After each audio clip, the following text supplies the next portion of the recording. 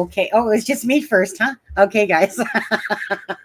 It tricks on me. I'm going off camera now. I'm here. Just kidding. No, I can't. No, I'm alone. I'm there. I told you.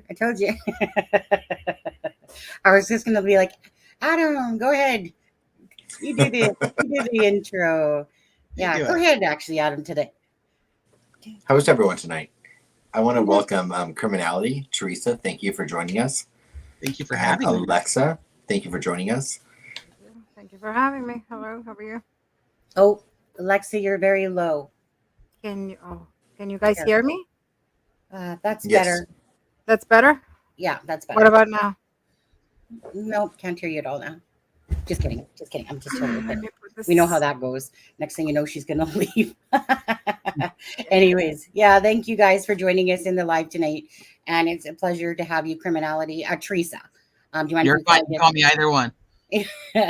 I'll say Teresa. It probably rolls off my tongue a little easier on there, and Alexza, and yeah, and so of course you guys are going to be talking about Delphi tonight, and really the topic is YOLO. Whatever wants to be brought up, we'll talk about it.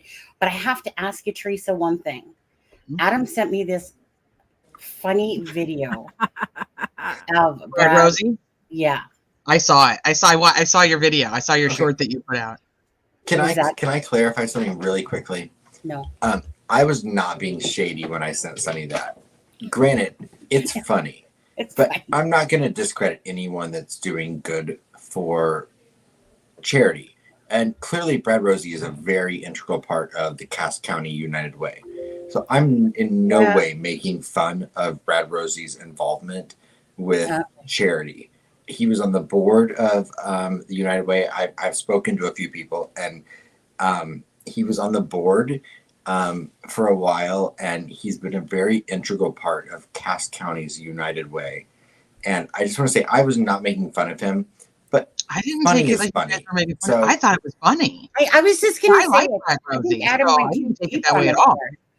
there. And again, yeah, I'm like, it is funny, and I wasn't trying to be shady, because he was doing it for charity, and I get that, and so I wasn't being shady when I was like, ho, but It was just some funny. people get uptight about things. Well, I thought he was gonna like bust out with like how they have all the people that come up behind them in the hallways when they're doing the dances like the cops do. Right. Yeah, That's what I was waiting for. I just thought he had a good sense of humor. I enjoyed He it. I does. thought it was- Oh, Have you seen his wing challenge? No. no, you didn't send me that one. I'm scared to share other things because I'm afraid people are going to think I don't like charity. I don't know why. Send it so she can play it or play it. Yeah, because I was going to say, I don't know why you're going deep on this one, because I think everyone that saw it saw that this guy just had a sense of humor, and it was funny. That's what I thought, and that's what you thought. But a few people thought otherwise. Yeah. A few people thought, oh, you want to make fun of someone that's doing good for charity? Oh, Like, God. There's always going to be, there's always going to be those ones, and those ones obviously don't know how to take life lightly. Then, because everyone thought that looked at that should anyway. It was just so cute. It's like he comes out and he's dancing. It was really fun. I know that I personally hit that thing about 30 times. And I wanted to put it in reverse. So I made it so it was forward when I was given it, and then I put it in reverse. So you did the reverse part? Yeah, I love the reverse part. And it's honestly, it's just, you can tell he's a fun guy. And the one thing that was said always about Brad Rosie was that his courtroom antics were like one of those things like that you would almost want to watch yourself, because he seems to be very dramatization, they were saying. And so to me, like I said, I think of him as kind of like a pretty cool guy, to be honest with you. Lawyer stuff aside, I think he's got a nice sense of humor for sure, and I can appreciate that. And I know you guys can too. So let me just play it if somebody didn't see it yet. please do. Let's see here. Okay. Hey, Lacey. I gotta make that bigger. Can I make it bigger? Here, one sec.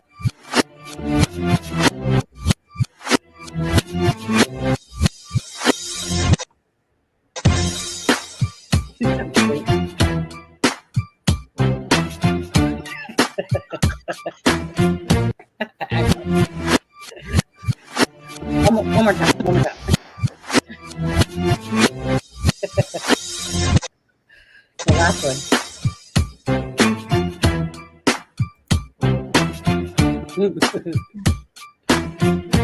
Okay. I'll bring us back over on there. Yeah, that was a total kick for me personally. It was. I think he'd be probably a fun dad. Oh, absolutely. I don't even know if he even has children, does he? I know, but he just seems like the one that would just be like just like a child that would hang out with his kids and Yeah. Yeah. All I know is that honestly, I just kept playing it over and over because I couldn't stop laughing. It was just too cute on there. So there we go. Okay. So I know that we're kind of waiting now for like, hi Frank, for the paperwork to come in and from the Supreme Court and stuff like that. And it was a lot in the last few weeks, wouldn't you say, Teresa? oh yeah, it's definitely been busy. A lot of motions filed, a lot of things added. So I have to know though, what do you guys think? What do you guys think? What do you think the outcome is going to be? Okay, let's see. Alexa, start with you. I always said it. I mean, I wish they would maybe remove. I think at this point, the three of them. Maybe Rossi, no, but I think Baldwin and the Judge Cole. I think at this point that they gotta go, in my opinion. But I don't think the Supreme Court is going to rule against one of their own. So I don't see them saying that Cole did anything wrong. That's just my hunch. I don't know anything about law. I'm very dumb when it comes to law, but that's my I doubt personal that. I don't think you're dumb probably when it comes to anything, but Thank you. No, but when it comes to law, believe me, I am like, like 1 + 1, like dumb it down, like really dumb it down for me. So I'm the same. when Travis and Adam and Sunny have to explain it to me like a 2-year-old. But no, I mean that's what I'm thinking. What about you guys? What about you, Therese? What do you Well, I was think? to say, Teresa, you go ahead next. you want me to go? I don't. I really don't have a good answer because I'll tell you every 5 minutes I change my mind on what I think. And this is pretty much true throughout the case, which is why I can't stop looking at every detail of it. But I would hope that there's something that's going to happen because the entire situation is so groundbreaking. Like this is not really heard of in any state, much less in Indiana. So I feel like the Supreme Court's going to have to come up with something to set some type of precedent for later. Because if they allow her to get away with, or I shouldn't say get away with, but if they allow her to do the things that she's doing, then that's going to create a future in Indiana specifically where judges can just go kick off whoever they want to kick off whenever they want to. They don't have to do any type of due process. They don't have to have any actual findings or have any evidence of wrongdoing. And they can just basically pick and choose who defendants' attorneys are. And I just don't think that they can allow that to happen. Now, does that mean that Baldwin and Rosie get put back on the case? It's tough because they did withdraw. I mean, they verbally withdrew. Both of them, even though one says they were going to in the future. But the problem is just like somebody who confesses under duress, somebody withdrawing under duress is probably going to be looked at the same. And the fact that's a good analogy. Yeah, I mean, they didn't want to do it. So, it's just so tough because there's nothing in the history of anything that I can find that shows how this would turn out in the end. Well, so it's a guessing game, I think, at this point. I feel like after watching that video of Rosie, welcome back. Welcome back. Yeah. He should be back. Rosie above everybody, and I agree that I think that he's the one that he went in there and he put up a fight. I mean, he put everything on the record just like a good attorney should do. He went in there and was just like, I don't, this isn't okay. I feel like, you're really pushing us in this direction. You're not giving us a choice. I can make that happen. You are cool. Sorry. I'm waiting for Tom Webster to agree. Okay. If nobody's seen Tom Webster's video today, if you haven't seen it, Teresa, do you know who Tom is? Oh, yeah. Okay. Oh, yeah. So you have to watch his video. It's so frigging funny. That's sweet. It was basically it's him leaving his office because like his last day of work was on December 1st. Friday. So anyways, was it the gum spitting when he was aiming for the garbage and missed and then picked up the gum and then reshot and was like, score? But you have to watch it. It's so funny. My favorite was when he like did a flash of someone's office and he said, never having to pretend I like this person again. And he just showed someone's office. Honestly, you know, Tom's just a great human being in person. And so I can probably make that video happen. You should do it. Yeah, but it was just have him. You could just add a whole bunch of like different creators behind him, and you can make the effect that I thought was going to happen, where everybody's coming out and doing the same dance. Yeah. Oh, yeah. That's a good one. We'll do like the Wednesday. I don't want to see most Delphi creators dancing. Shut up. That's true. Shut up. But it would be AI, so I mean, it probably wouldn't be that bad. It's not as bad as in real life. Yeah. Okay, so you guys aren't going to get away from the question. I still got to know what you guys think. Go ahead, Adam. I was going to say, we'll go back. Am I next? All right. So my gut is not changed. I feel like out of the 2 writs that were that have been filed, I believe that, like I said, the first writ. I'm not a lawyer. I don't have any legal understanding or anything. I just have my gut. I believed that the first writ held more merit, which on November 14th, Judge Gull, she rectified some of the situations that were risen that were raised in that writ. There were a few outstanding things that I think need to be cleared up. I think that one still holds more merit, and I think it'll get ruled on before the other one. So I think as soon as everyone sees there's an order by the Indiana Supreme Court, everyone's going to freak out and think there's this huge thing. But I think everyone's going to have this immediate like letdown when they realize that it's just the first writ stuff, because none of that is consequential to the point where anyone's going to be removed or reinstated. But I do think that one holds more merit. When it comes to the second writ, which is the one that basically deals with Rosie and Baldwin getting reinstated, Judge Gull getting removed, and the speedy trial, I think that one has more of an uphill climb, and I'm not 100% sure they're going to even decide to rule on it. I think they might decide not to rule on it. If they do rule on it right now, I believe that they will rule that Judge Gull will stay on. I believe they'll say that Rosie and Baldwin are going to remain off the case. And I think the speedy trial thing is pretty much null and void because, one, it was never officially filed for. And two, the new attorneys can file for it the second any other ruling is made. So I don't think that the speedy trial is really consequential regardless, because I think it can be filed for immediately at any point. But that's my gut. But again, more than anything, I think transparency is the most important thing that we can have in this case. And I think there were some inadequacies in the first writ that I believe hold merit to why I think there should be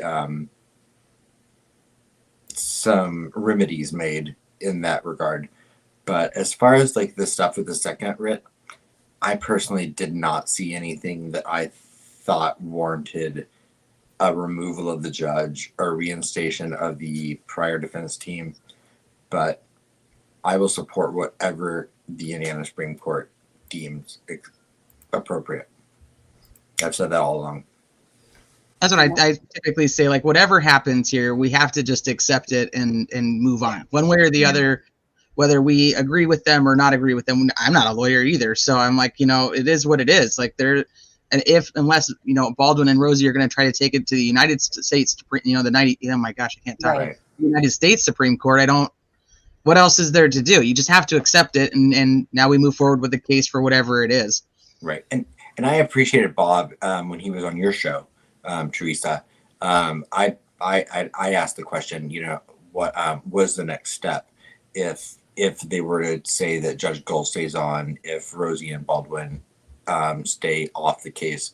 And he said the Supreme Court of the United States is pretty much the only next step. But, I said, will you accept the decision if the Indiana Supreme Court says that's what it is? And he said, I'll be vocal about it, but I'll accept it. And I respected that. I thought that was a very admirable answer. On there. I think it's just so unprecedented that nobody has any idea. And even all the legalese on YouTube and Reddit and any type of social media are, at odds because nobody has any idea what's going to happen. Right. I flip-flop like a fish. I listen to the prosecutor's podcast and I start and I'm going, oh yeah, okay, yeah, okay. Then I listen to the defense, Bob there, and I'm like, yeah. And so I'm gonna hold with what me and Adam have kind of said all along, is that Fran Gull isn't going anywhere and the judges are going to be the new judges. Now, in saying that, all I want is to move forward with the case and accept whatever happens. Mm-hmm. Just like for the girls, Abby and Libby, I just want it to get to the point that the trial is back on track in a sense. And then, just to get to that point of hopefully at some point that the families and everybody can get justice for what has been 7 years, almost, 7 years, February 13th, 7 years. It's a long time for families to go through. I know that some other cases have gone through a lot longer and stuff like that, but I just couldn't, as a mother myself, imagine those type of feelings and emotions that I'd have to deal with all the time. And knowing that Delphi has brought in a lot of drama, a lot of unthinkable things said towards the family, and stuff like that.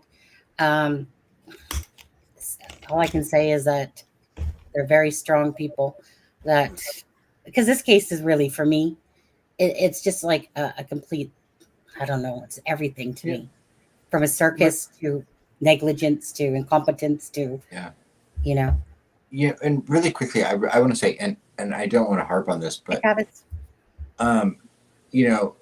I think all of us are really heavily, I think anyone that's watching this is probably very heavily invested into this case. Everyone wants justice for Liberty German and Abigail Williams. And I had mentioned to someone that, if this case gets delayed past a year from now, meaning November of 2024, I was like, I might have to say I might dip and say I'm out. And I don't mean that disrespectfully to the girls. I just mean it's such an emotional toll on us to talk about it all the time. And someone said, well, I mean, the guy just got arrested 1 year ago. They were like, that's nothing in legal terms. Mm-hmm. And it dawned on me. I was like, you know what?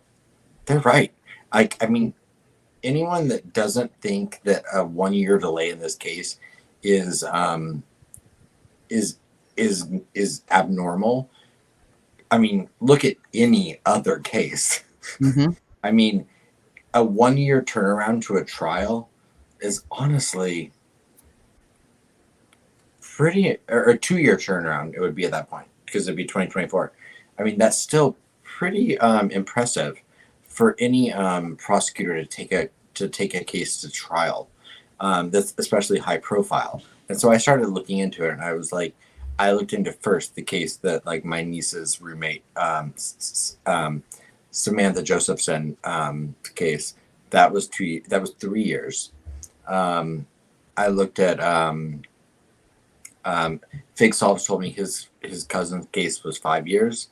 And there were multiple others that were, 4 or 5 years between the arrest of the person and the trial. Mm-hmm. So for us to wait 2 years for Richard Allen to go to trial is not unheard of. I agree.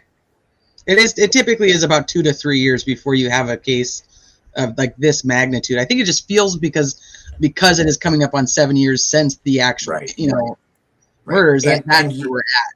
Yeah. And he's in a state prison, so that And adds, the fact that he's in adds a a state layer prison. to it. And also, I believe that also all this negativity and all this that's going on, it's almost like extra because this shouldn't happen. You know, this whole thing, the leaks and everything. Under a normal case, I don't think anything of this would have happened. So I don't think the case was going to go to trial in January. But I always thought maybe, you know, early spring, late spring, we would start seeing something. So let's just move on and let's get to the, you know, to the court. That's all I want. Yeah. That's what I pray. Paperwork hurts my brain. Like seriously, it I does. feel like Yeah. we're in It's we're, like waiting. we're kind of with two different situations because you have the trial and the case against Richard Allen, and right now there's like a side Mhm. case Exactly. happening with all the stuff with the Supreme Court. So it's almost like, it's like there's two totally separate entities that we're dealing with at the same time, and yes, they obviously go together, and the outcome matters, but it makes it just puts a lot more on you to try to filter through all of it. Mhm. Yeah. So I think that once it settles back down, and you've done this for a little while, once it settles back down and things kind of start getting back more into the flow of how normal, trial procedures are going and normal motions, and it'll be okay. There's just so much happening, and then it's so intense waiting. Every day it's like, okay, is there something out? Is there another order done? Is there another something out? 100%. And I think that you said that you'll walk away. I don't think you will. I don't think you'll walk away. Of course I won't. It was like a moment where I was just like, you know what? I'm done. And of course, like, that's why you have friends, right? Because they call your bullshit. So like people were like, no, you won't. And here's why. Because you're an idiot. This is not abnormal. First that motion. No, just kidding. But even like the Kagan Klein whole thing, like that was like a side case in itself as well on there. And I kind of bounced then. That's when I left Delphi for a while. I left during Keegan Klein because I just didn't. It got too much, was it? Or like I just didn't really think that. I didn't think that he was the guy. My gut told me he's not the guy. And I felt like it was a totally separate case to even try to, wrap my head around at that time. I just didn't. I know I went through like the whole beginning of it, like when the transcripts came out, and then he was like doing his interviews and a few things like that. And I was just like, this guy's not going up and down any hills. Like he's not climbing around anything. Ron Logan can do it faster than he can. It's just like, I don't know. I'm not trying to be mean, but he's not out there doing any. He's not bridge guy. He's not out there waiting for them. He's not there. I'm just like, he's a bad dude, but he's just not this guy. I remember when he first came out into the whole thing, and people were all blah, blah, blah. And I remember going, yeah. I said, if anything, if he has anything to do with anything, it's going to be of the lure. That's, type of idea. Not to do with the actual murders of Abby and Libby. When that whole stupid, I'm sorry, but that was so stupid. It was ridiculous. That whole sitting in the Jeep thing, red Jeep. No, it didn't make any sense. There's no red Jeep there. But there is, but that's later. Yeah. It's not that day. But for me, it was all just something to do with the lure, if anything. And then so far as we know, that even hasn't come to. I mean, there's good reasons why it should have been, but I would like Alexa's opinion on this because one thing that for a layman, when you watch true crime or you get invested in true crime, I think one thing you always hear, and it's something I've always believed pretty much because it holds true, is that there's no such thing as coincidence in true crime. Or in crime, I should say. But with Delphi, I feel like there's nothing but coincidence. And I don't know, but as far as Keegan Klein is related, involved, I had the opportunity to interview Keegan Klein, and I said no, which he got mad about because in saying no, I'm long-winded, so I ended up taking up a lot of his chirp money, and I didn't realize it, even though I didn't put it on his account. I was like, "Oops, sorry, dude," but no thanks. But the reason I declined was because, given the information and the evidence we had at that point, and this was back in July, right, literally 7 hours before he got transferred to prison. You know, I was like, you know what? I see no viable evidence that points to his involvement in any of the court documents, in any of the court papers. And given the information we have right now, I don't see any involvement with Kegan Kline past, like Sonny said, maybe alluring, but you can't trust anything he says either. So I declined to interview him. And but alas, people have told me, they're like, well, but there's no coincidence in true crime. And so, you know, what do you think about that, Alexza? I mean, No, and remember, we were talking about it. I think we spoke about it last week, and I said that, you know, in my line of work, you know, usually we do evidence boards, or we call them crazy boards, but the real word is evidence boards. And you've seen them with the detectives, and they put the yarn, and we do demographics and everything. And usually we are taught to believe that everything has to, in crime, everything has, it's related. There's no really coincidences. Everything has a reason why it happened, and maybe they are related. And that's the focus, that, and that's the way we think. And that's what I was telling you, that this case really taught me so many things, and has really humbled me to start, you know, kind of start thinking and sitting back and kind of restudying, and, you know, not being like thinking that every single case is the way that I was taught, because this case taught me that every coincidence that I thought that there was, that I was like, yeah, I honestly would have sworn that Kagan was connected somehow. I knew that he was not going to be the SK, or he was not going to be involved, but I thought that maybe he was the one, the connection between the killer, Yeah. and he was the one connecting. And when nothing happened, I was like, ooh. So that's when I started taking back, and I was like, really started looking through a different lens and saying, wait a second, this case is nothing like I have ever seen. And talking to people, you know, I have a couple friends that are detectives, and I keep telling them, and I'm like, you know what, this case, even the lead, you know, the ex prosecutor, Doug Carter, everybody says in 30, 40-year careers, they have never seen a case like this. That with so many right. twists, so many turns, you think that you're going this way, but you really go that way. It's amazing. And Mhm. and you know, in this case, I really learned that maybe there's just coincidences. This is just a small town with really bad people. And I hate to say that, and I hate to generalize Small it, town but no, it's America. not. Yeah, small America. Exactly. And that's, I think, what I learned, that, you know, unfortunately, because I was like, in my head, I couldn't think, how can this girl be allured by two bad people at the same time? But I Right. think this is the case. Yeah, And I because have never seen a case like It's that. hard. there was a lot of stuff to support that, like meaning Yes. blur part.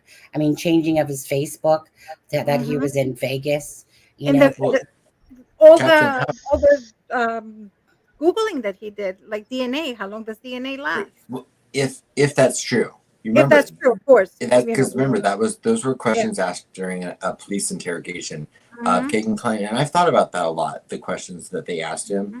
and if you look at the answers, and I can't reference them all, you know, Hmm. immediately, but if you look at the answers, he doesn't answer them each directly, um, and so I'm not, I wouldn't be surprised if some of those questions that were asked um, by um, the investigators were not, because they were pretty general.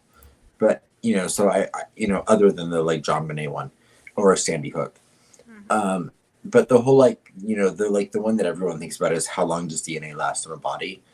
Um, that could easily be a made up question that law enforcement asked him to like gauge a response that he Hmm. gives. uh, Because I don't buy that, not at all. No, sometimes, because well, think remember, about it though, Sonny. that's called the read. That's the read Yeah, interrogation. I So watched they, the Reed thing they play many the good cop, times. the bad cop, to But get information out. right, and so think about it. If law enforcement says, and I mean, if they get like a visceral reaction from him from that, it Mm-hmm. might give them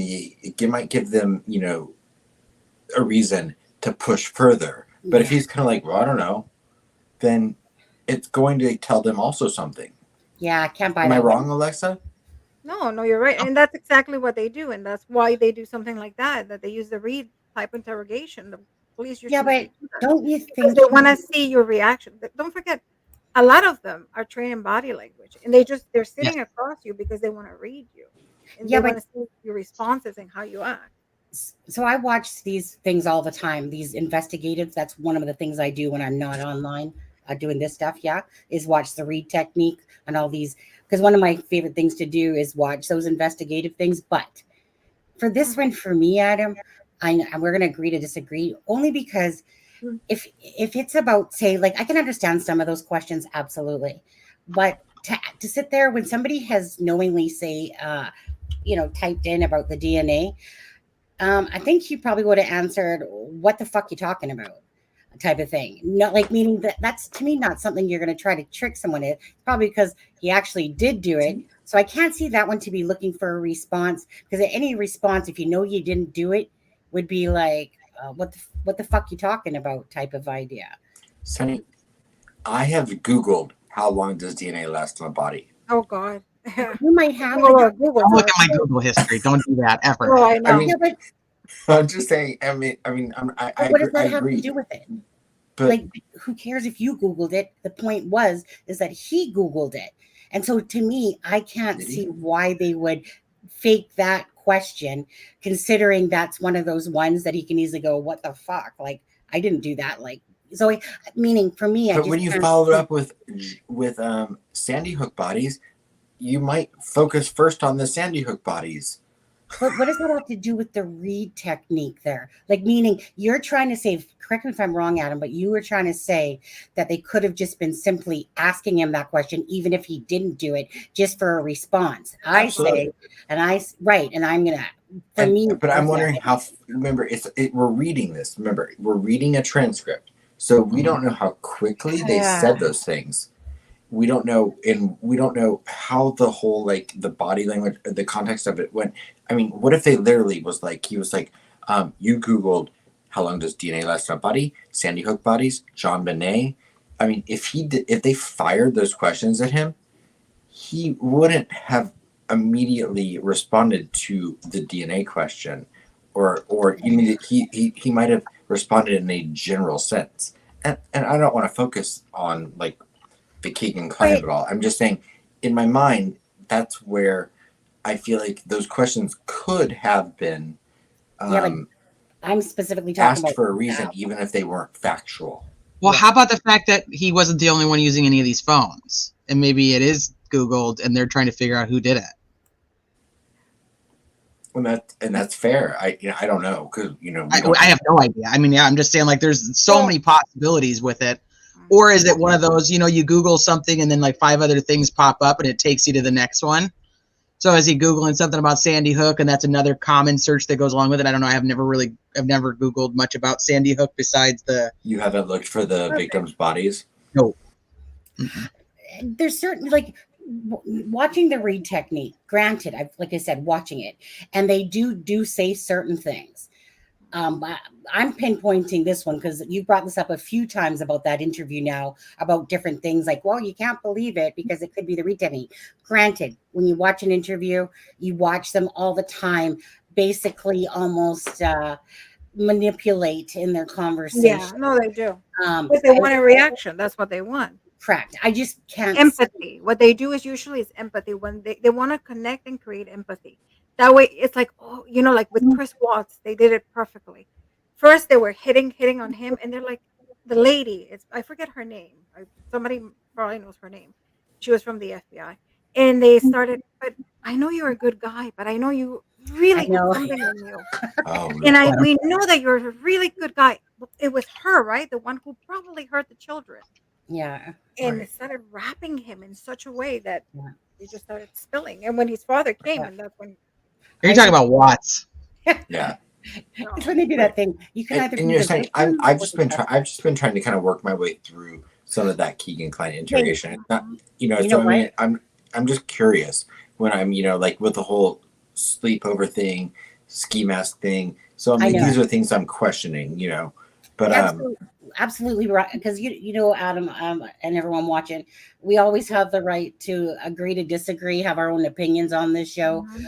So I absolutely get what you're saying, Adam. Of course, I just personally can't find that question to be one of the ones that they would myself. Like, doesn't mean that you can't.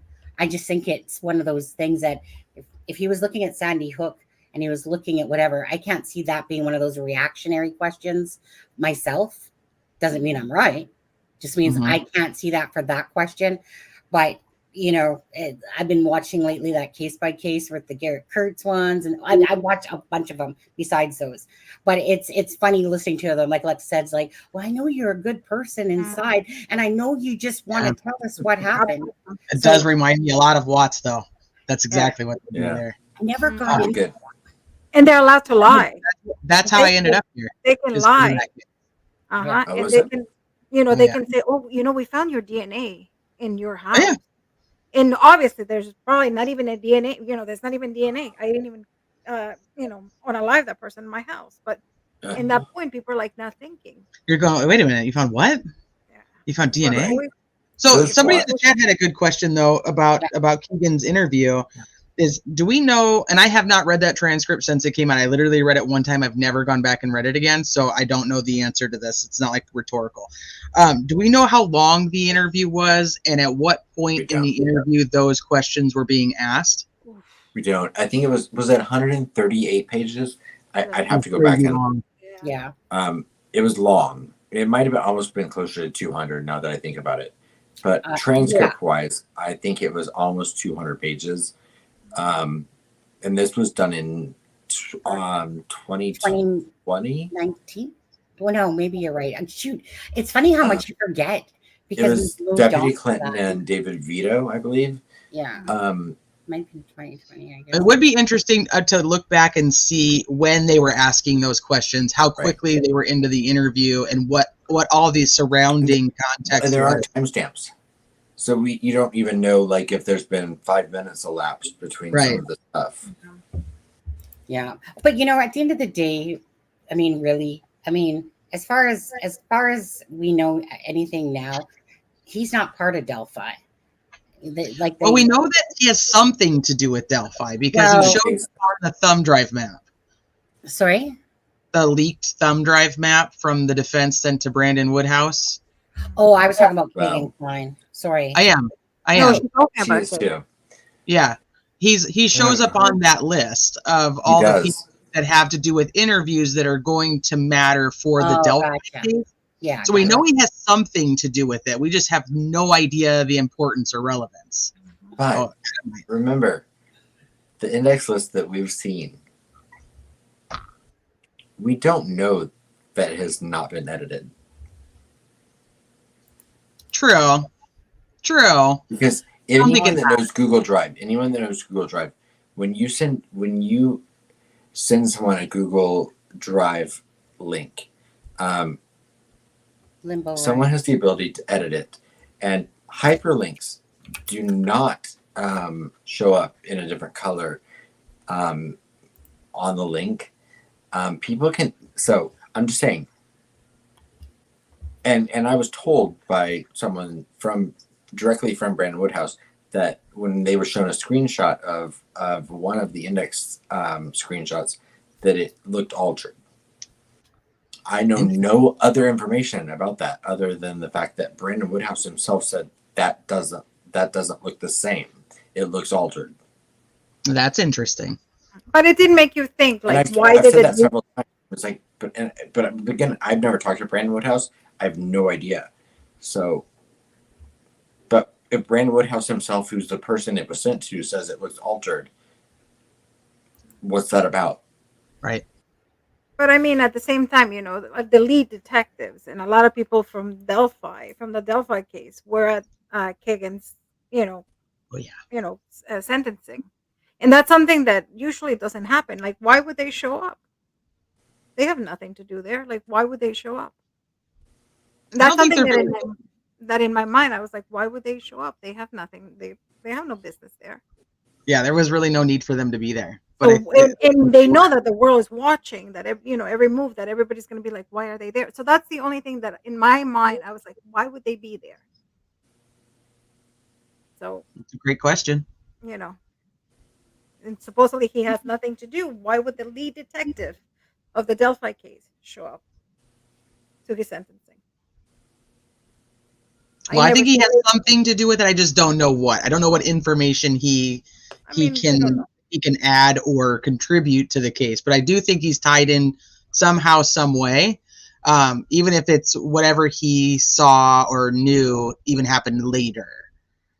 You know, that somehow he had access to something that he shouldn't have, or, you know, in his, you know, his little CSAM world.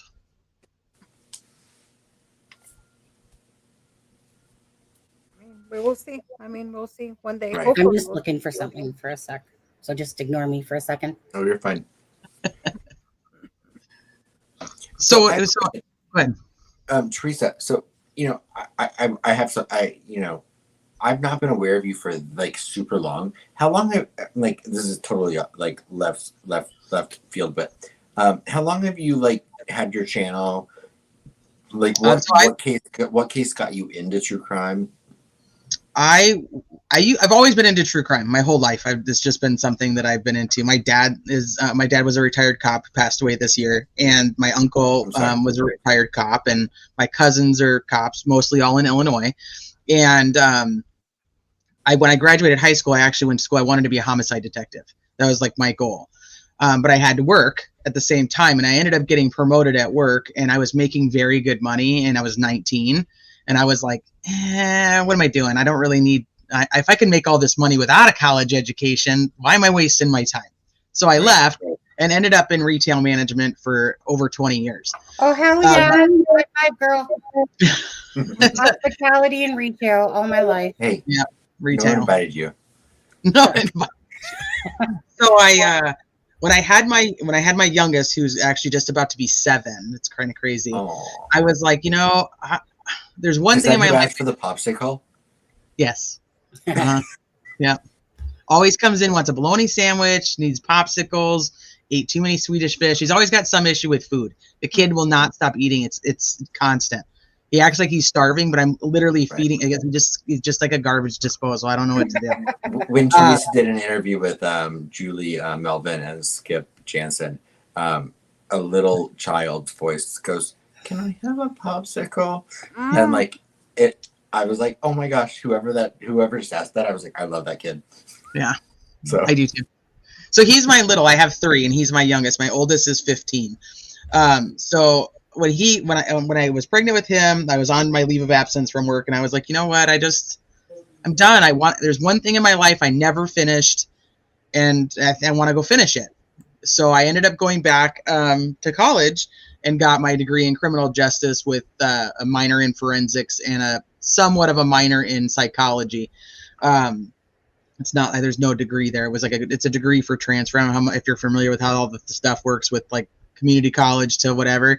So I really wanted to become and I still do. What I love is investigative genetic genealogy. It's like my passion.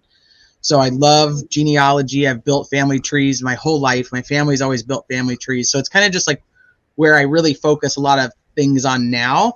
But I've always loved true crime because it's just always been kind of part of me. So I just was here. So I was in like Facebook groups that had to do with true crime, nothing case specific. So it was like True Crime Society, it's like big groups that just covered all different crimes and just, whatever. And then Watts happened. And I looked on the TV and I saw him doing his damn porch interview. And I was like, what's going on with this guy? Right. I'll take a look and, see what's going on. So I started looking on Facebook, and they had Facebook groups that had, were Watts specific. So I ended up in those, and that was kind of the beginning of the end. I met a bunch of people, and one of them became one of my very good friends at the time. And she had started a channel and asked me if I would come on and hang out with her every once in a while, and so I did. And then in the end of 2021, I left and started my own channel, but I was still in school. So I had to it was kind of like I would do something like once a month, like on the channel just to kind of have something. But I graduated with my degree in December of 2022. So now I've been able to actually put a lot more time into the channel. But Watts was what brought me. It was like the gateway drug. Yeah. Really. So it's a compelling gateway drug. I hate that. I live in Charlotte, North Carolina, and both Chris and Shanann are from North Carolina. And fun fact, no relation, but I've met Chris Watts one time. A different one? Because he lived in Mooresville, North Carolina, when he was, I don't know if he went to the NASCAR Institute or if he was, and I lived on Talbot Road in Mooresville, North Carolina when I first moved to North Carolina in an apartment complex, and he was friends with my next door neighbor. Really?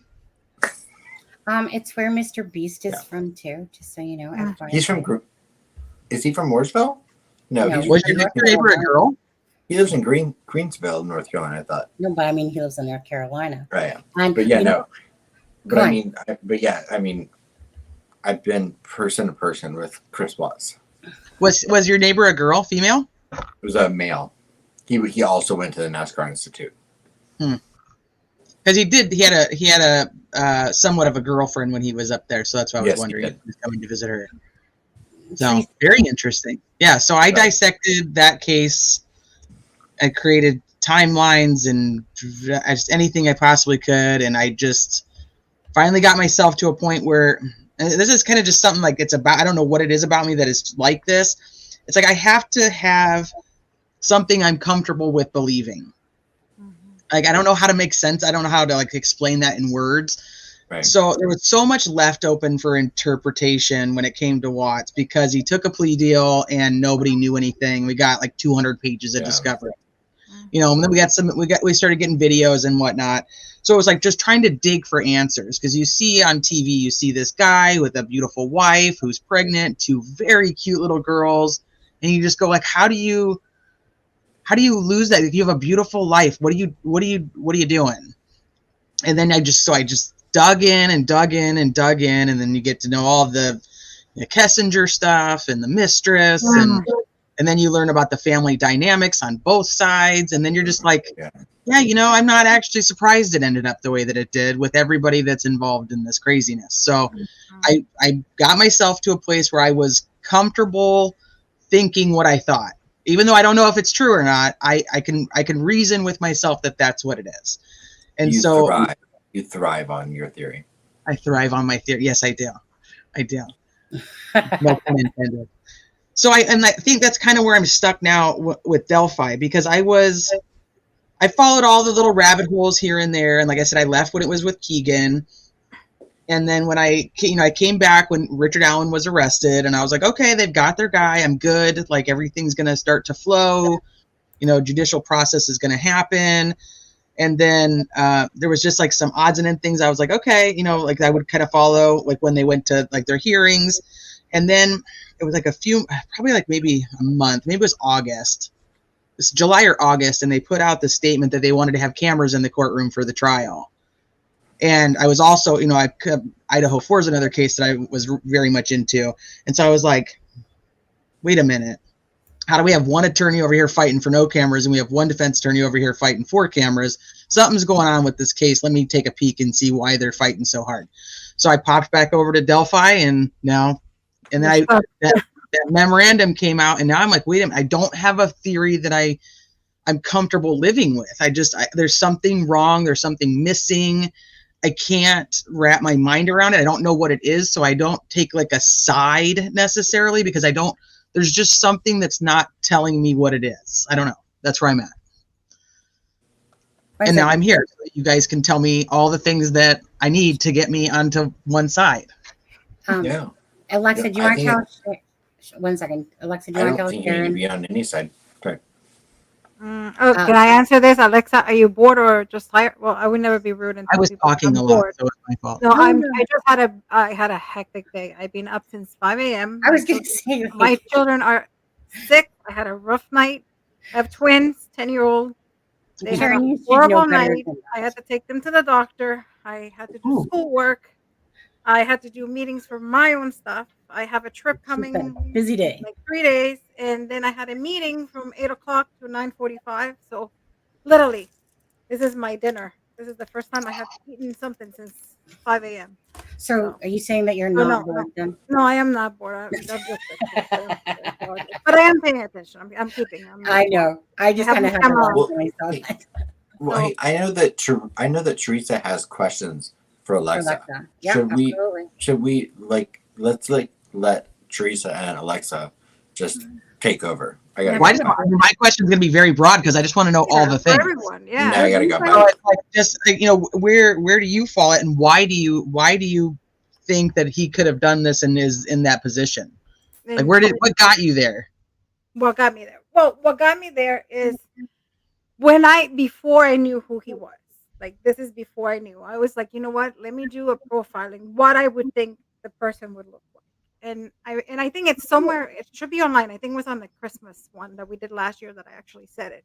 And I said, well, I know it has to be a man that lives in Delphi. I knew he had to be a local. I knew he had to be between 40 and 50. I kind of was like, that's my rationale. He has to be married. I'm like, maybe not, happily married, but I know he has to be married. I know he has to have children. And I know he has a job. It's not going to be like the other killers that they don't have, they're reclusive or they don't have a job. They're the loners. They're the ones that stick out. I knew this person was a type of man that would blend in. He had to blend in.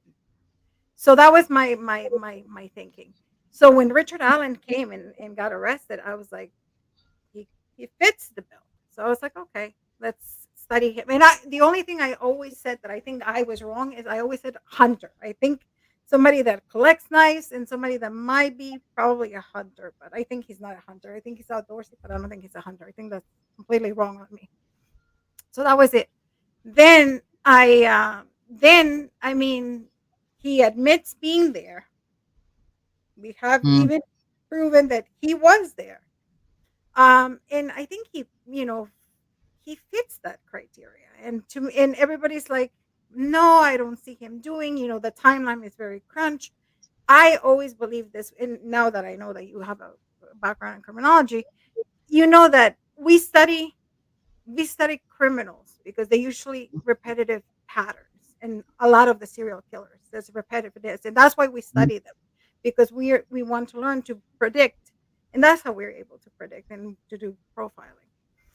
So I was like, okay, this man, I always believed it was a fantasy for him. This was a hedonistic type of killer that probably had this fantasy for a while, and somewhere somehow I believe it was targeted. I don't believe this was random. I don't think one day he woke up and he's like, okay, I'm going to go to the bridge and I'm just going to see who I got.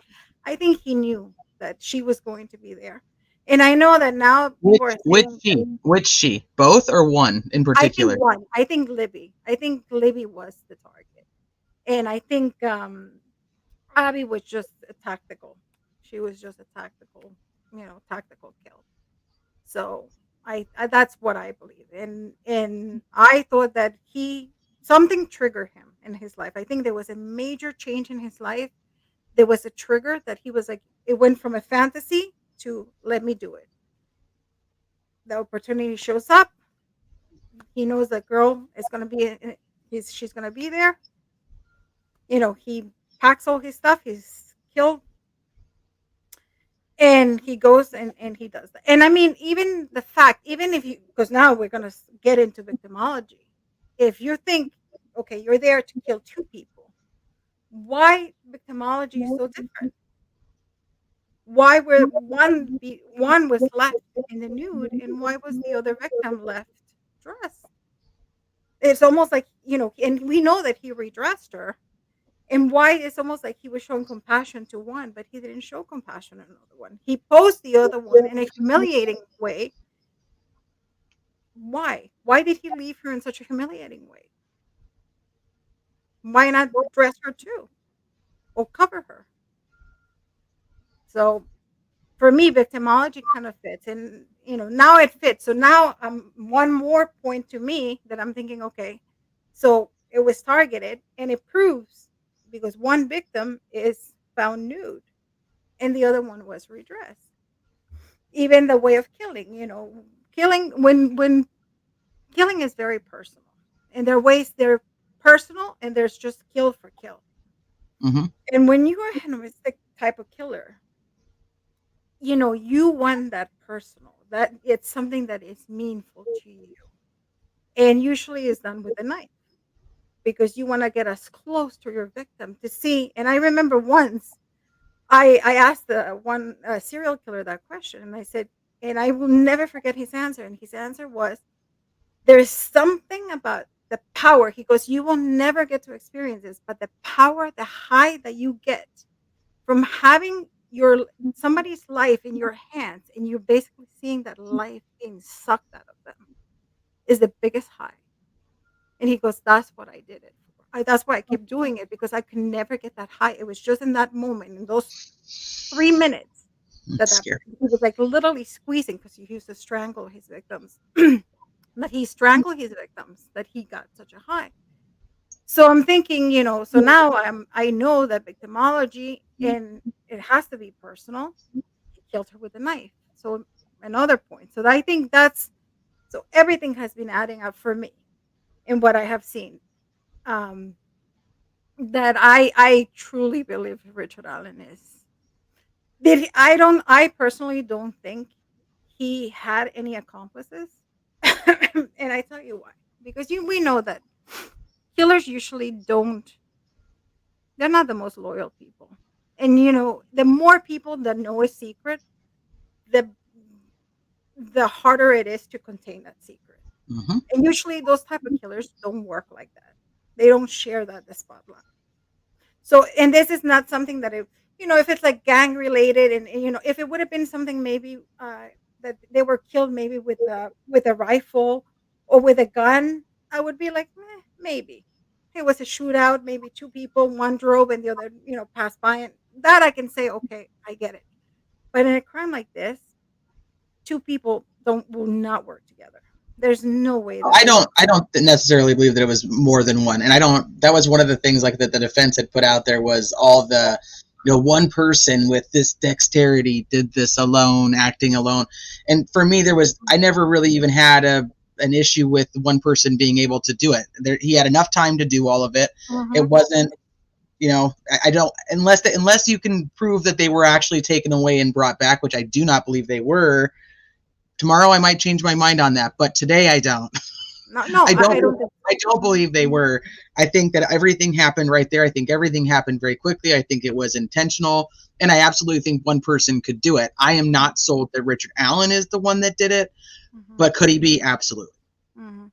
Yeah, and that's another thing is that, like the killing. I mean, people are always said to me, "Oh, but how can a person kill?" And the time is very, the key doesn't have a lot of time, and they don't realize that in order to unalive somebody, you don't need a lot of time. You can you can unalive a lot of people in probably 8 minutes. And I mean, allegedly we saw with Brian Kohlberger. But Right. I Well, I do mean, believe that's another one that I believe yeah. it was him. And you don't have, people I guess don't realize, but when they get in that type of headspace, I guess their adrenaline is so much that they do things that I guess normally wouldn't do. And I think unaliving is something that they do so quickly, and that's why usually leads them to bring souvenirs, because it doesn't last as long, and they need to relive over and over and over their crimes. So I always, that was my rationale. I always believed, when people said, it was, there was a lot of stuff left at the crime scene, and this is a very complicated crime scene. And I was like, I don't see it. I truly don't see it. I think this is a crime scene that is going to be, one of those, a simpler crime scene. You have, somebody kills somebody. They were left there, and that's it. Now the sticks. I think the sticks at the beginning, I thought that the sticks were left kind of to cover them. I do believe the sticks were left there intentionally. and I think they have a meaning to him. I think there has to be a meaning, whether he was trying to pose them and that's why he put them. I guess until rigor mortis kicked in, that he thought of maybe removing them, or he was trying to do something and maybe he was scared away. But I do believe that those sticks have a meaning to him. So I you do truly, think that they were all intentional then? I do.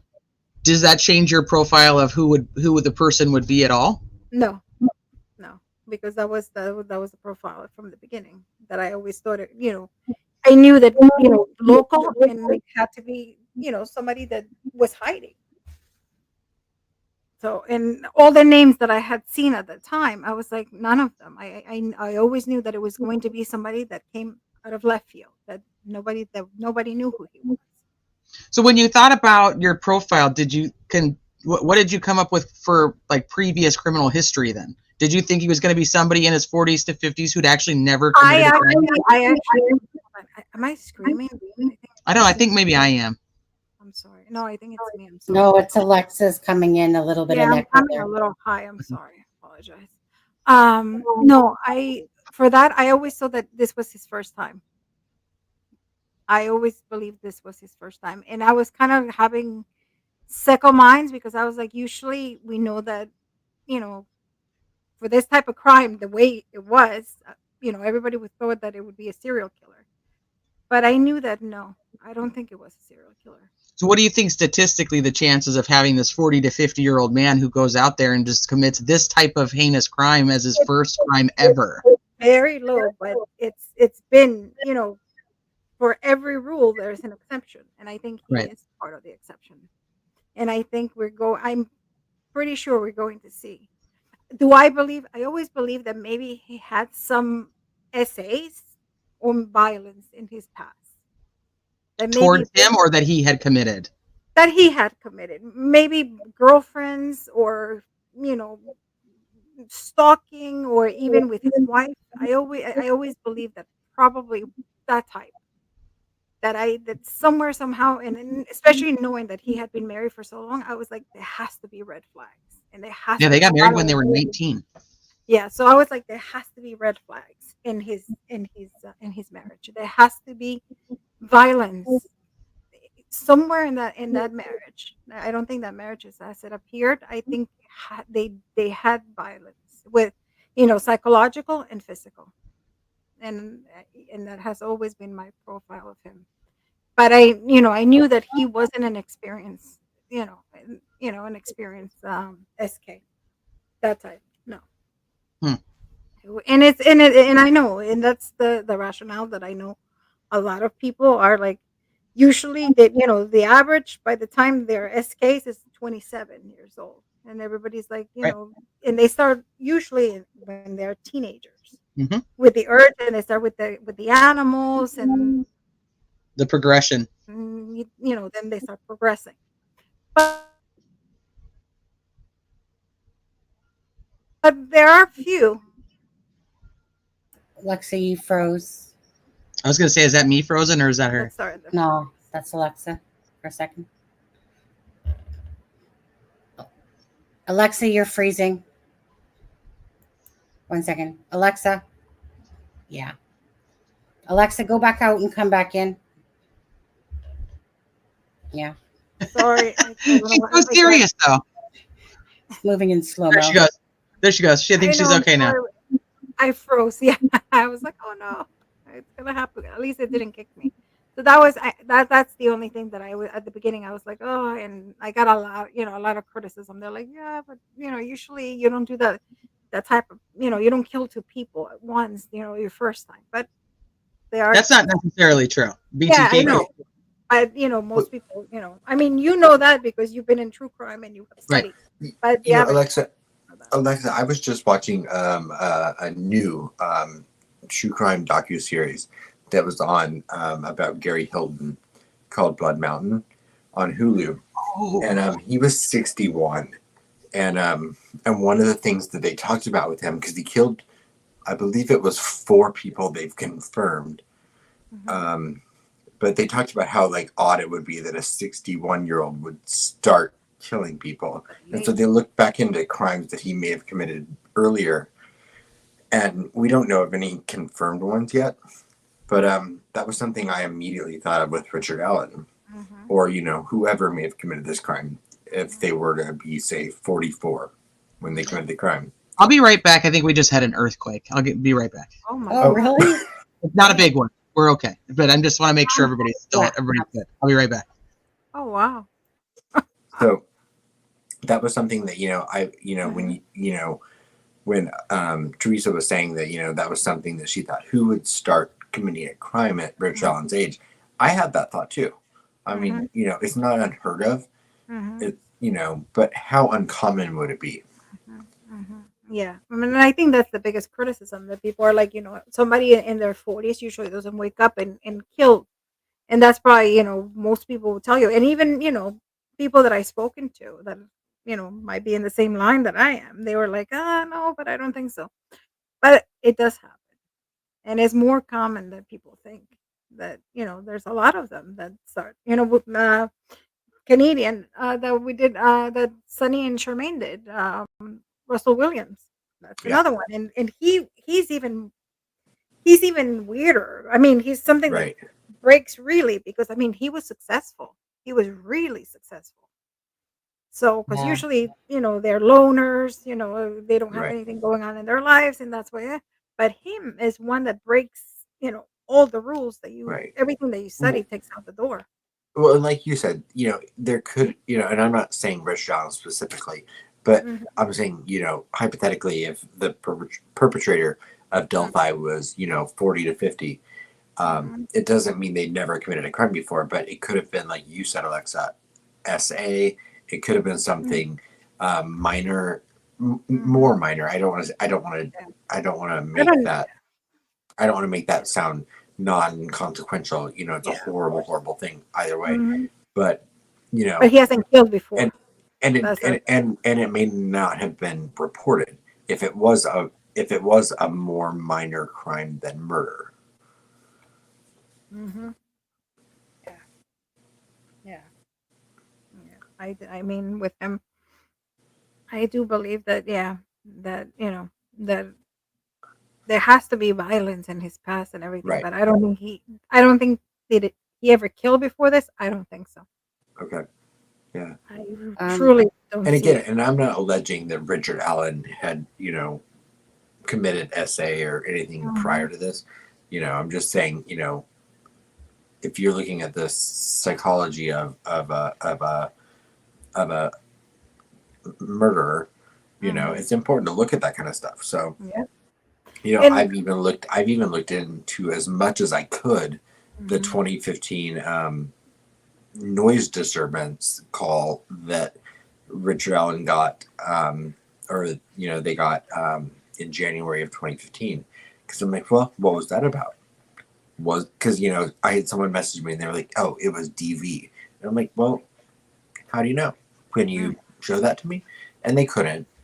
But I'm like, I'm like, was it a noise violation? Was it DV? Like, that's an important distinguishing. Yeah. And I mean, that's going to be so fascinating. And I hope that one day, I don't know if one day we'll be able to find that, but I would love to find that out, if he had anything in his past, any violence. Because I mean, some people say that I would was like a to call. violence disturbance call. Some people say it wasn't. And Right. I mean, I I would like remember to get the hearing 911 call.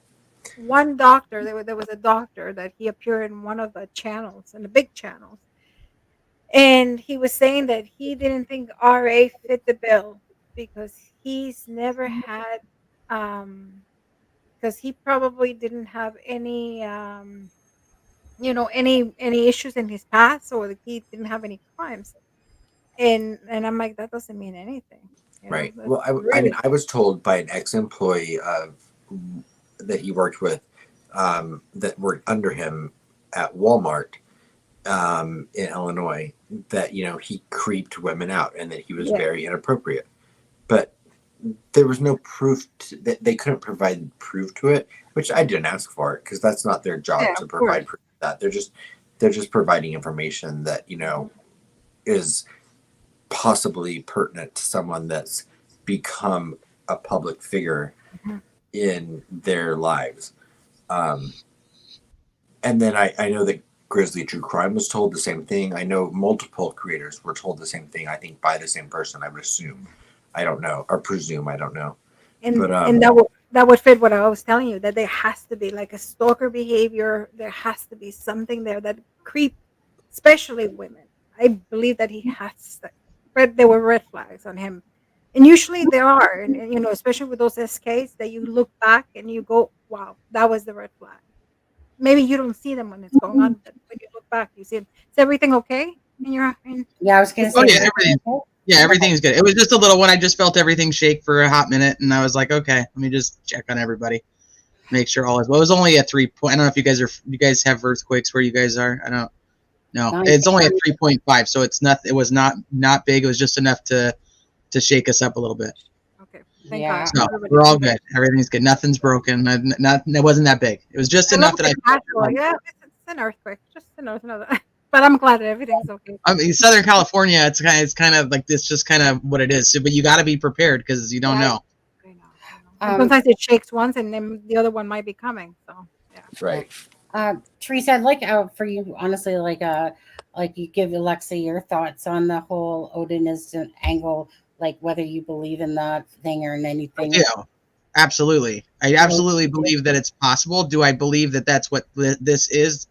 I don't know if I'm that far. Do I believe that there are groups of people who take every religion to an extreme? Absolutely. Mm-hmm. I think that's, like I said, it's every religion though. So do I just think like, oh my gosh, these people who are out here practicing Odinism are all just really bad people? I wasn't overly familiar with it, so it's not like something I've known a ton about. But I find the potential runes very, very intriguing, because whatever was placed there was I absolutely believe was placed there intentionally. Mm-hmm. I think that there's something to the fact that these runes are more like a binding rune versus just the runes that people see in the alphabet. So I don't even know if I necessarily believe that the runes that are left at the crime scene, if you want to call them that or not, I'm fine either way. Whatever those symbols were are not necessarily what the defense is saying that they are. I don't believe that. I think they are actually something probably very different, and I think that they're very important to whomever left them there. That's what I always. Yeah, I don't know if that means it was a group of people. I don't know if that means it was one person. It absolutely could be one person. It's tough because we don't know enough about Richard Allen's past to know if he has any tie to any of these things. And I'll tell you, it's weird because now that you look at a religious, not now, because I think since the beginning, there's always been speculation and rumors that there was some type of ritualistic, something to this crime scene. Just what it was, we didn't really know. And now that I think we know more about it, looking at that and then looking back at some of these people who were persons of interest to law enforcement, persons of interest to social media, there's a lot of ties to people that I didn't quite realize before. And I don't know how you guys are about like saying somebody's name. I don't know if that's okay or not. Can I play devil's advocate for 1 second with you? Whatever you like. And is that usually, with ritualistic type of killing, that they usually like taking credit for doing that. No, not always. But most of the time they do. Only if you are actually talking about an experienced group of people, not somebody, not in the aspect like the defense is trying to say of somebody who wants to prove themselves, like a gang initiation. People who are out there doing gang initiations aren't out there bragging that they're the one that did it. They don't do that yet.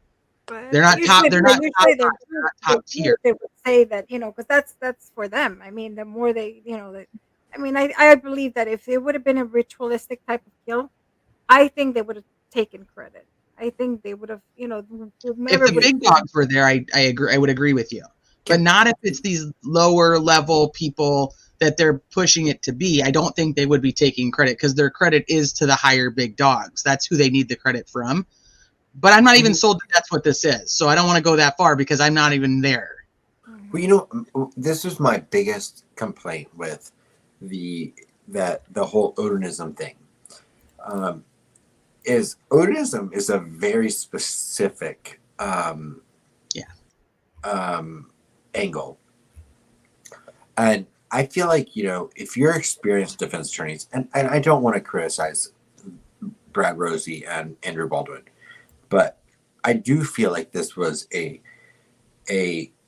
mistake that was easily avoidable, in the regard that if they had just said pagan, it would have left this much more open from an investigative standpoint to be explored in court. And I feel like the fact that they went as specific to say Odinism, it backed them into a corner that if you really dig into it, and I'm sure that they had people that looked into it, but I mean, if you really dig into it, like, I mean, I don't think there are better sleuths in the world than people that look into true crime. And Delphi's got some of the best. And not just the people on YouTube or the people on social media, the people that are just invested into the crime. They look into this stuff. I mean, I'm constantly getting messages from people that are like bringing stuff to my attention, and I'm like, oh, that's a great point. And I look into it. But I feel like when you backed yourself into a corner like they did with saying Odinism, I feel like it negates the possibility of there being other things at play, where I've personally never seen any indication of a crime that has ever been convicted in the United States that was an Odinistic, ritualistic killing. There have been ones that have been pagan, but to be specific towards Odinism, I don't think there's anything to factually back it up. I really think the reason they went with the Odinism route, though, is because of the trio, Click, Ferenczi, and Murphy, that the people that they were looking into do practice Odinism. So they kind of, I mean, they should have, I agree, they should have broadened their terminology, and I think it would have been better, because I remember, like, even just reading through it, like, live, how many comments I got afterwards about, you know, that's not what Odinism is, and you know, I practice Odinism, and this isn't what we do. And I thought that was really interesting, though, because I was like, I think that there's always the, what do you call them, the fringe networks of everything. Of course, I always use the what's the group? Oh my gosh, South something Baptist. Just Southern Baptist? No, it's not the Southern Baptist. It's the it's like that group that's like super far right with like the Baptist things. I can't think of it now, but they're the ones that are like God hates FAGs. Oh, yeah.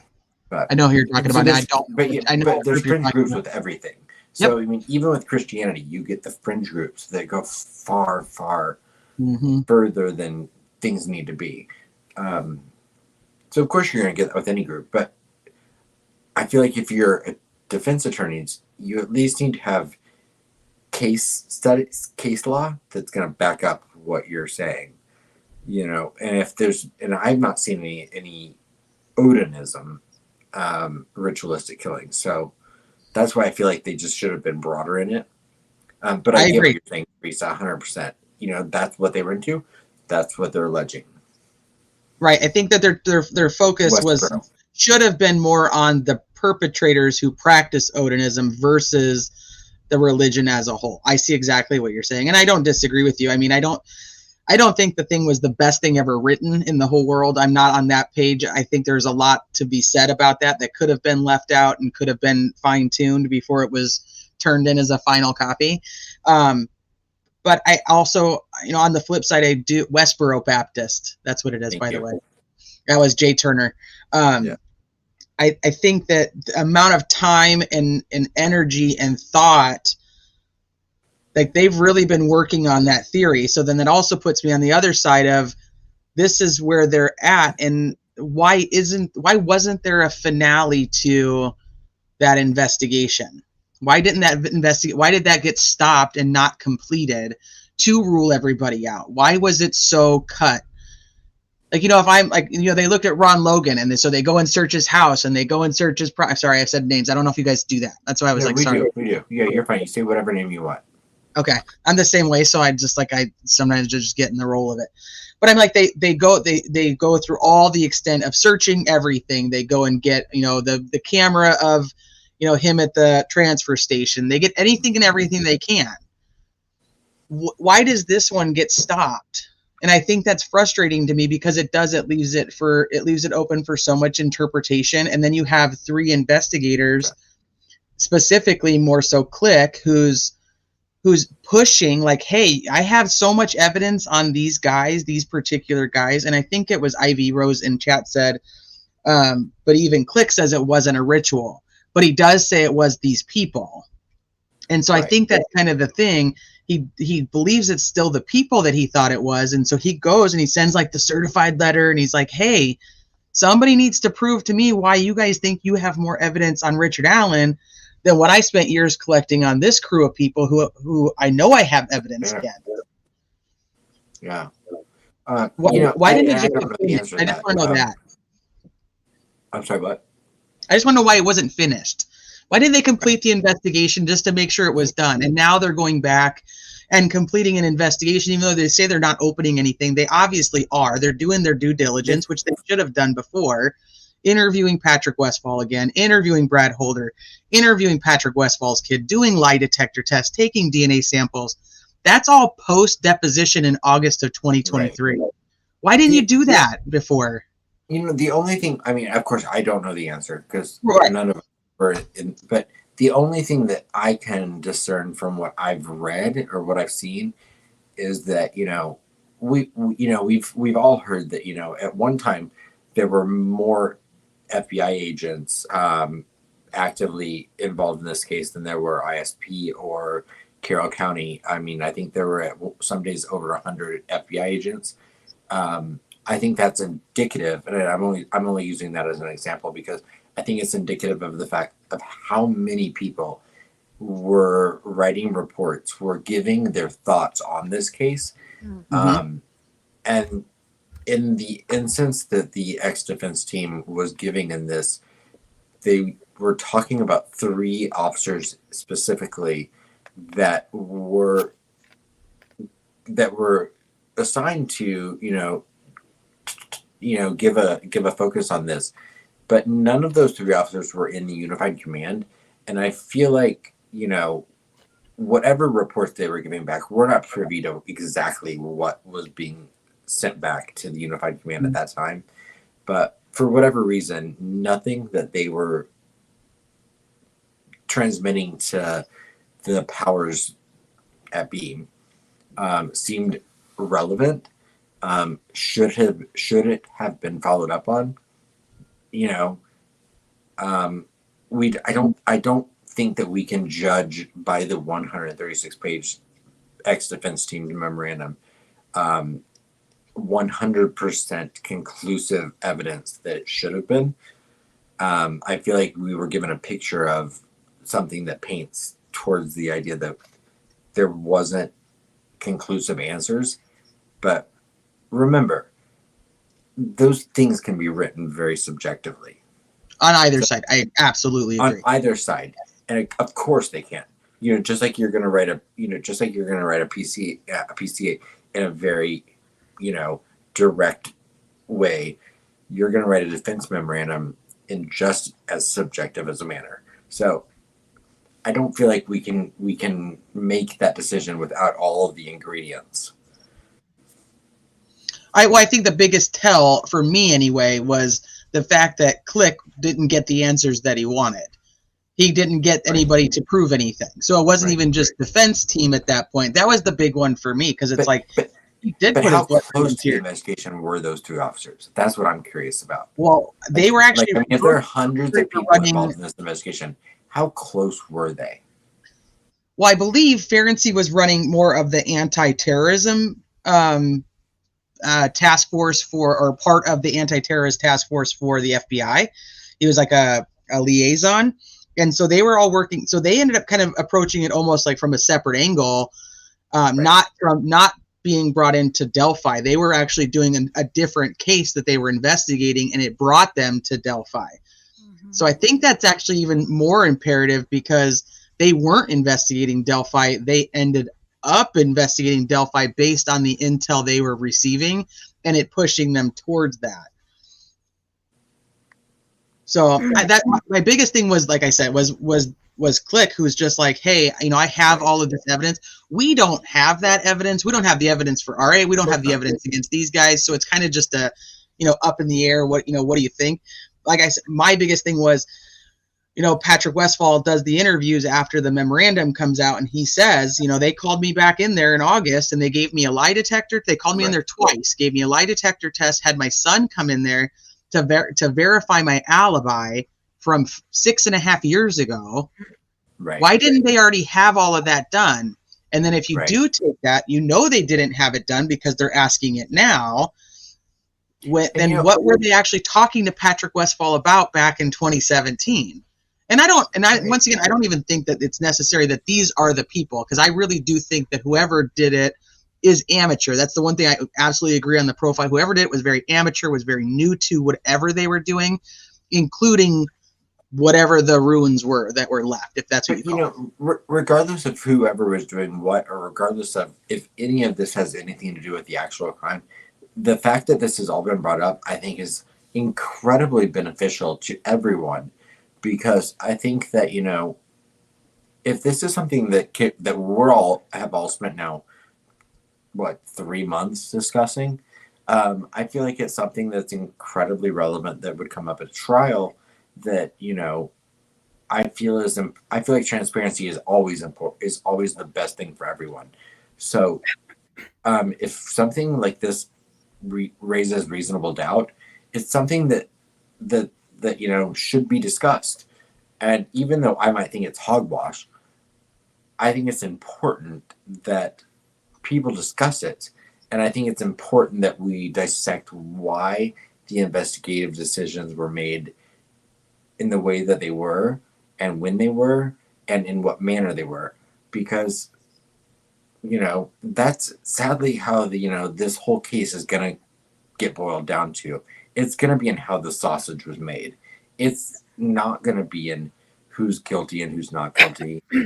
And I hate to say that, because that's what it should be to get justice for Libby and Abby. But, this is one of those cases that I feel like is probably going to come down to a technicality as far as the way that everything went down.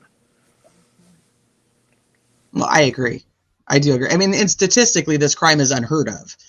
It doesn't even really exist, of having, 2 young teenage white females stabbed in public during the day and then unsolved for as long as it has been. I mean, statistically, this crime doesn't make any sense.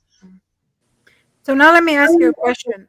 Do you think he staged the crime scene, or do you think he posed the crime scene? He did both. You think he did both? He did both, yeah. Why are you laughing, Aspen? Just because Alexza and I have had these discussions 10,000 times. And so whenever I see Alexza, I'm like, pose or stage? So, well, I mean, I do believe he did both. I mean, to stage it is to make it look like something that it's not. Yeah. And so if you don't think it's Odinism, then he staged it. And he obviously posed them, because he moved them from the place they were killed and put them in a position. Whether that's the position he posed them in or not, that's another story. But yeah, they were definitely posed, and then they were staged. So you think he... Unless you're going to say it was an actual practicing Odinist who came in and put these runes on there. So you think he was sophisticated enough to stage a crime scene? No, Richard Allen, no, that's my problem. That's one of the issues I have, because somebody who's going to be staging a crime scene to look like something is not a Richard Allen, in my opinion. Because me looking at the crime scene, I don't see staging. I personally think that Do you whoever think he is I a Norse paganist? excuse me. Do you think Richard Allen is a Norse paganist? No, no. So then, how would he stage it? He would have to stage it to look like that then, But why? Why? Because he left the sticks. He put sticks because he on. left the sticks in the paganistic runes. Mm, not exactly. And I mean, when this happened, I actually contacted somebody that used to work in the ritualistic killing, and they contact me with somebody who's an Odin. He's into Odinism. He practices Mhm. Odinism, a real one from Sweden. And Like old Viking. a real Viking. Like he is. Yeah. I show Sonny, and I'm like, this is a real Viking, none of real Viking. And I was talking to him, and he said, none of those sticks or anything. Those are not runes. Those are definite runes. Well, Those they sticks were left there for whatever reason to him. I do believe they have a meaning to him. But are right. they Odinistic or are they runes? No, those are not. So okay, so then I have to ask, because the sticks are you do believe the sticks were placed there in a particular way that meant something to this person, which is what a rune technically would be. It could be. We don't know if he put them to post them, right? No, Is that's he what I'm gonna? asking you. So do you think that the sticks were just put there and not put in any particular order? You just think No, that I the don't think. sticks No, were I put think there? they serve the purpose. Would they put this one had to be first and this one had to be second? No, I don't believe that.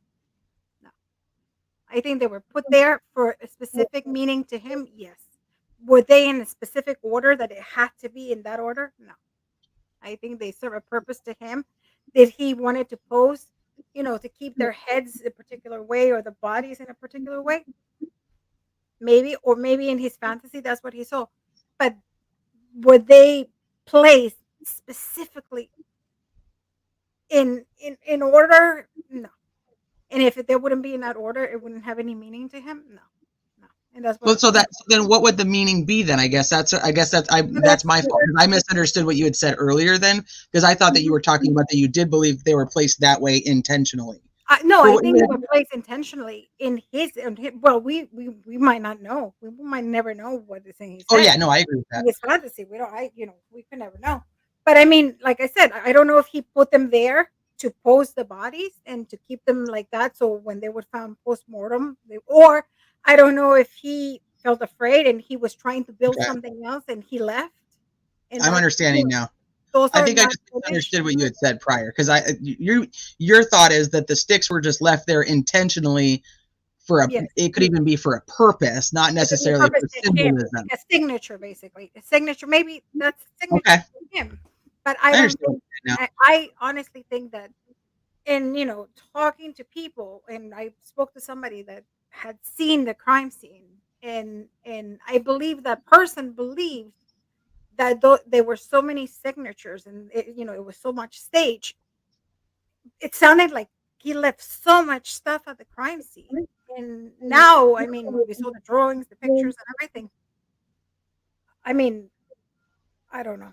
It looks a lot simpler than I thought. In my head, I was thinking there was so much stuff left, like, maybe crucifixes, maybe dolls at one point, maybe, but I never believed that. But I don't know. I truly don't believe that he would be sophisticated enough to stage it. I think that was something that maybe, because I always believe they didn't have experience. Whoever, like when the CSI team, and they didn't have experience in this type of crimes. And I think when they went and they saw everything, they automatically believe signatures, staging, and posing and everything. But I don't Well, think. I mean, yeah, because Robert Ives says there's 3 distinct signatures that are left at the crime. Mhm. So then what is your thought on the tree with Libby's blood on it? That's the only ruse that I'm thinking that I might. I believe that maybe he did that, but it could be. We don't Intentionally? know. I believe that it might be a signature. Yeah, that might be a signature. Do you think it's an F? From No, what you I don't see, think it's an if. I think it's something. Whatever it is, I think it was done manually. I don't believe that it. I mean, It's middle, intentional. from what I've seen, the middle part, I think it was done manually. I do see blood splatters. Could have been that, he was cleaning, that he did something. I don't know. I go back and forth, but is it an F that I see it's an F? No, I don't see it's an F. I don't see that. Got to say something to that one. Yeah, please do. Well, just to that, because this is a big pet peeve of mine with this, is that they said that it was Hail Odin, and that F is in no way, shape, or form to do with Odin at all, like Odinism. Meaning, the only thing that was closest to, if anything, if someone even deemed it as an F, was wealth. So they had their facts wrong right then and there. On Yeah, and I'm Teresa. Let me just ask you, and you don't have to say if you don't want to, but like I've seen the pictures. Adam's seen the pictures. Have you seen the pictures? I have not seen the full pictures. I have different cropped images that have been sent to me from different people to show me different things, but I've not seen the full images. And so the only one that can even, and this is taking a stretch to be honest with you, because if you look at the pictures from the different angles, like of the sticks, but the only one that would even have any sort of credence whatsoever would be the so-called asterisk. So if you don't have Odin, Hail Odin, like they're trying to portray to us, because the F would be a downward F, first of all, for Odin. And then on Libby, they couldn't even explain it away. And the Odinists that we've listened to talk say, like, even behind the scenes, are like offended that they're even going with that angle, because that's not how Odinism is, in a sense. But meaning, so to me it's like, well, like if they can't define what's on Libby, and they're taking guesswork that's even an asterisk, when really, like I said, and then you can't even, they have to automatically eliminate Odin, because that F doesn't mean Odin, even if it is an F, which I'm not here to believe it is an F, whatever, myself, because to me they lost their I don't know, they lost their storyline with me the minute they got that part wrong, because out of all people, I don't know why they were preaching about the Odinism or the Odin for the F and didn't do their homework. Like, that would just seem strange to me. Like, you would think that they would have done their homework on that now. So for me, this whole thing is like, I've seen the pictures. I believe that those sticks myself were laid intentionally. Like, they weren't just thrown on the girls. They were purposely put there. So whether it was to try to mimic some sort of non-secular crime scene, there's definitely not what seems to have been portrayed out there with, these different things, but we don't have the whole crime scene picture. We just conceive like Libby and Abby, in a sense, and then some of the surrounding area. So it doesn't seem like there's any, voodoo dolls or, cross in that picture or anything like that, or special bunnies or anything like that, or animals. Just in those. There's no teddy bears and bunnies? No, but again, but the thing is that where Libby I actually is. thought you were onto something with seeing the different things out there, though. At one point, I'm telling you, I really did. I was like, maybe there is a whole bunch of. Well, the guy with the mask. Let me put it this way. Yeah, well, right. Okay, like I said, I thought I was onto something myself. I was like, these people are talking Garrett Kurtz and blah blah blah, and whatever. It's like one of those things that, after seeing the crime scene photos, and that's a lot of really why I wanted to know what was there. Was there this? Well, you can't see any of that stuff, right? No. So meaning there's still, maybe you don't know. There still could be things there that we did, but they wouldn't be in those pictures, because those pictures are kind of, but around Abby, there's more, sticks and twigs and stuff like that. Now, and then going back to say the antlers, well, that right there to me is non-existent. Yeah, there's a twig crossed in her hair, but there's no freaking. That's my understanding of it too, is there's not anything that's like sticking straight up, but there's something placed on her head intentionally. Well, I don't even want to say intentionally. It's just like it's over her, but they said like it's over her hair, so that means like it's like on that it was placed there after. Yeah, or thrown, like maybe a handful of leaves and twigs was kind of kicked on her or thrown on. Who knows? All I know is that there's no like Rudolph reindeer ears coming out there, nothing like that. But so for me, it's just kind of like, could I see one person doing this myself? Yeah, I never used to think so. But then when I seen the crime scene, I was like, yeah, one person can do this. And as for the sticks, Well, don't forget. Also, they had, remember, 213, 357, just going by the PCA timeline. I'm not making an argument, but that's a lot of time. you know, Whoever committed the crime in Idaho did it in like 9 to 12 I was going to minutes. say, I mean, Idaho was like 9 minutes. Do So I believe an hour and a half person? is a lot of time. Because those are just sticks. What we're seeing is just sticks. That I somebody think the bigger time sucks probably not the most appropriate word, but terminology, but is the clothing. Oh, And that I that's cannot figure out from anything I've ever looked at. And I do not understand the clothing situation. How there's clothing in the creek, what happens to the girls? Are they, do they, like, what does he do? Like, what's his point of all of this? Is he having them undressed just to switch clothes and one can't wear the other one's clothes? Does he physically putting these clothes back on, Abby? And does he screw up and just put the wrong clothes on? Then he's like, shit, I'm out of time. I got to go. And then he can't get the other clothes on. I think probably the body swelled up. Usually post-mortem, your body swells up, and probably, he maybe wanted to redress one. Let's say redress, or she got dressed.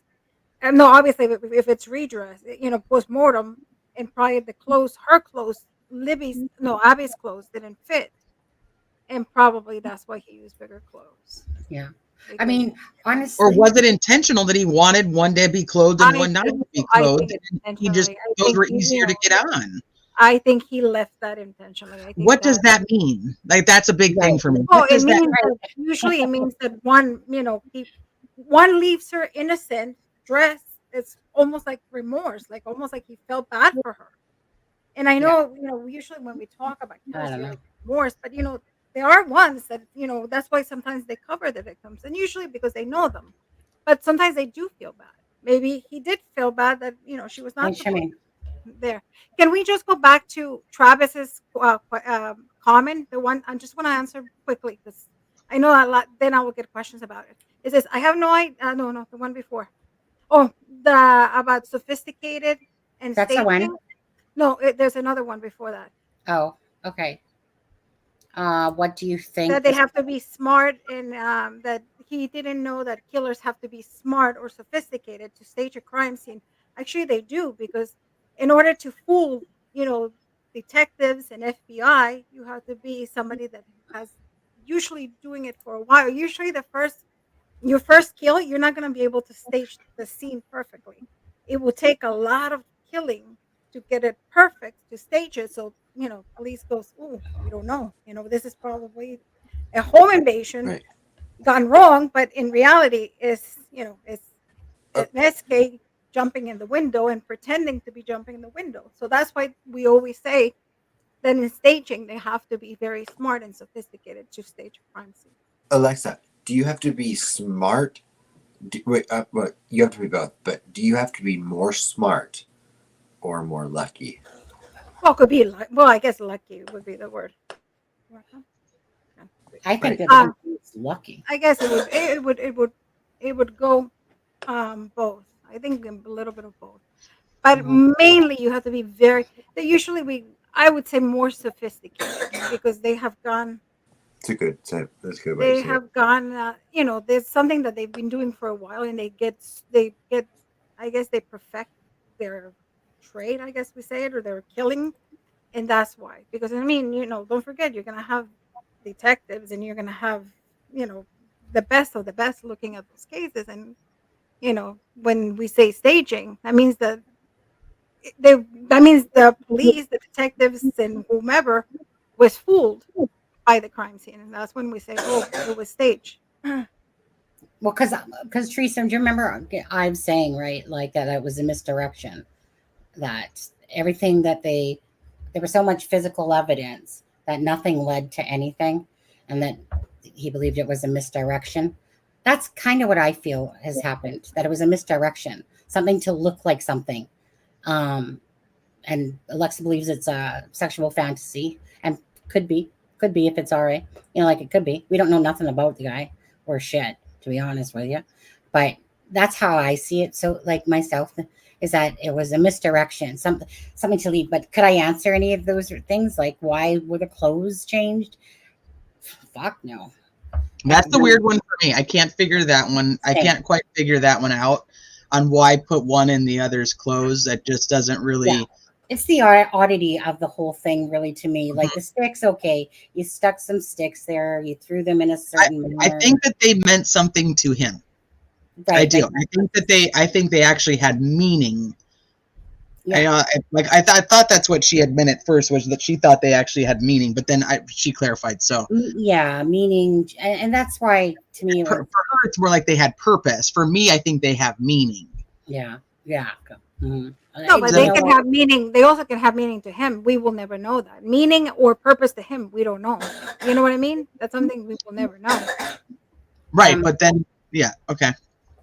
SP, we don't know if it's true about the blunt force, like meaning that's not factual on there. Did you notice too? They got that wrong in the let me put it this way, Teresa. In the Ron Logan affidavit or the search warrant, they say that the phone was underneath Libby, and then, but in the defense's one, they said it was underneath Abby. And it's just the probable cause. They say it was under Libby. Yeah. Mm-hmm. Yeah. And then all of a sudden now it's under Abby. That makes no sense to me. You don't know where you guys found the phone.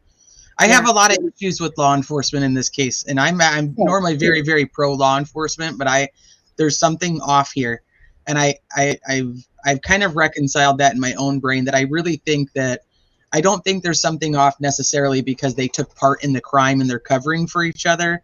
I think they made some major mistakes. Yeah. I think that they're lying to cover their asses, and that's where I'm at with it. And and not to say that doesn't happen all over the place, but there's things that I have a problem with the fact that the Dan Doolin statement says that he was there between 1:30 and 3:30. It does not say he was there from 1:30 to 3:30. And they take his statement and they make it that he was there from 1:30 to 3:30. Those are two different, those have two completely different meanings. And so when they say that, like, Richard Allen changed his story when he, is being interviewed, that he was there from 12 to 1:30, it's like, but did he? That's a big thing for me, because his original statement to Dan Doolin, according to Dan Doolin, is he was there between 1:30 and 3:30, not from. So now everybody's like, well, he says he was there. And I'm like, but he doesn't say he was there. He never said that. Liggett says he was there. Correct. So I don't, what if he's not there? Then, so if we take all the reasons that the guy is guilty, or that we think he's probably the right guy. So, like, that's where I'm at with, like, Brian Koberger. Obviously the man is innocent until proven guilty in a court of law, but I think they have the right guy. Doesn't bother me that things are going, everything's going through the process. I'm comfortable with it. And here I'm not. I have issues. And every time I'm like, okay, tell me the big things about why he's the right guy. I always get that, well, he was there. Okay, well, he says he was there. What about the witnesses that looked at the phone and said, yes, that's the person? They all describe a different person. Right. A different person wearing different clothes. They're saying black and blue. And see, this is where I have my issue with this. So to me, they better have a smoking gun. You gotta have something to nail him, because if they're going to go off of what they have, like, in a sense, like right now, this to me is it. No, there's not a hope in hell that this guy's going to get found guilty. Because of all the mess ups from, like, it's the mess ups to me are astronomical in this case. Yes. Like, just ridiculous. And I have been very vocal about saying how, again, not anti law enforcement. I am pro law enforcement, but I'm sorry, but this has been a shit show due to them. And they want to sit there and try to slew back at the true crime sleuths and stuff like that. Well, maybe they should look at their pile of shit that they were doing right from the get-go, from calling off the dogs, from just everything, double talking, saying that there's DNA. Then Doug Carter going, what do you mean? Who said there's DNA? that idiot over there has told me that there was DNA at the one of the interviews. But and then I mean, we heard from, I think it was Barbara McDonald, that they didn't take the sticks until 2 weeks later. And just, you know, on and on and on. And to me, this was like, they created this whole, what I call, I hate to use the word circus, but yeah, it's It really kind of is. You know, by their own doing, really. They haven't been transparent. They've double talked. They've made so many mistakes to me. So to me, they better have something really good on RA. If they deem that it is RA, that they better have something really solid. Because to me, I feel like the defense could make the freaking prosecution look stupid. You know, that's where I'm at. All the mistakes. And so then what happens if he is the right guy? And that's where I get stuck, because if he is the right guy and he did it with his dexterity, acting alone in the middle of the day all by himself, and they screwed up so bad that he gets away with it, then what happens? Then where do we end up? Right. I know. I'm very worried with this case in all faction. Like, yeah, me too. You know, I'm worried about whether he's the right guy or not, and then where do we end up if he is or isn't? You know what I mean? Like, all the different scenarios. Yeah. So, and then the only thing we have is only time will tell. You know, only time will tell whatever evidence comes out at any given point, if it ever gets that far. And I think everybody disagreed. I think that you had Carroll County who had a theory. I think you had ISP who had a theory. I think you had the FBI who had a theory. And none of them were on the same page. They all thought it was a different person, group of people, different direction to look. And I can't get over the fact that they arrested this guy and Carter's not in the country. And then when he's asked, like, do you think he's the right guy? His answer is, well, the judge signed the probable cause affidavit. Yeah. No, like, no, we didn't ask you what the judge thought. We asked you what you thought. Like, the judge signed the probable cause affidavit. So yeah, I do. Yeah, that's it. But didn't he say that he thought it was the right guy? He does after he says that twice. He says the judge signed the probable cause affidavit. So yeah. But his first response, he does not say, yeah, I think this is the right guy. And if you listen to him in the press conference, he's like, you know, today's not the day to celebrate. And, you know, he's not positive. Like, you just had the biggest arrest of probably your entire career. And you're not up there to say, you know, we did it. We finally, you know, after all of this time and used all of these resources and all of these people, we did it. We finally got our guy. Like, how wouldn't you just be overjoyed that you finally are going to have some resolution? He's up there going, no, today's not a day to celebrate. But I mean, don't you think that maybe he would say that after he's convicted? Because I mean, if he says that, he's going to get a lot of people angry, because they're going to be like, wait a second, you can't say that until somebody, you know, because in the United States, it's guilt. You know, you're innocent until proven guilty. Let me go find you some of his old press conferences for other cases, because I think that would be very interesting to look at. Yeah.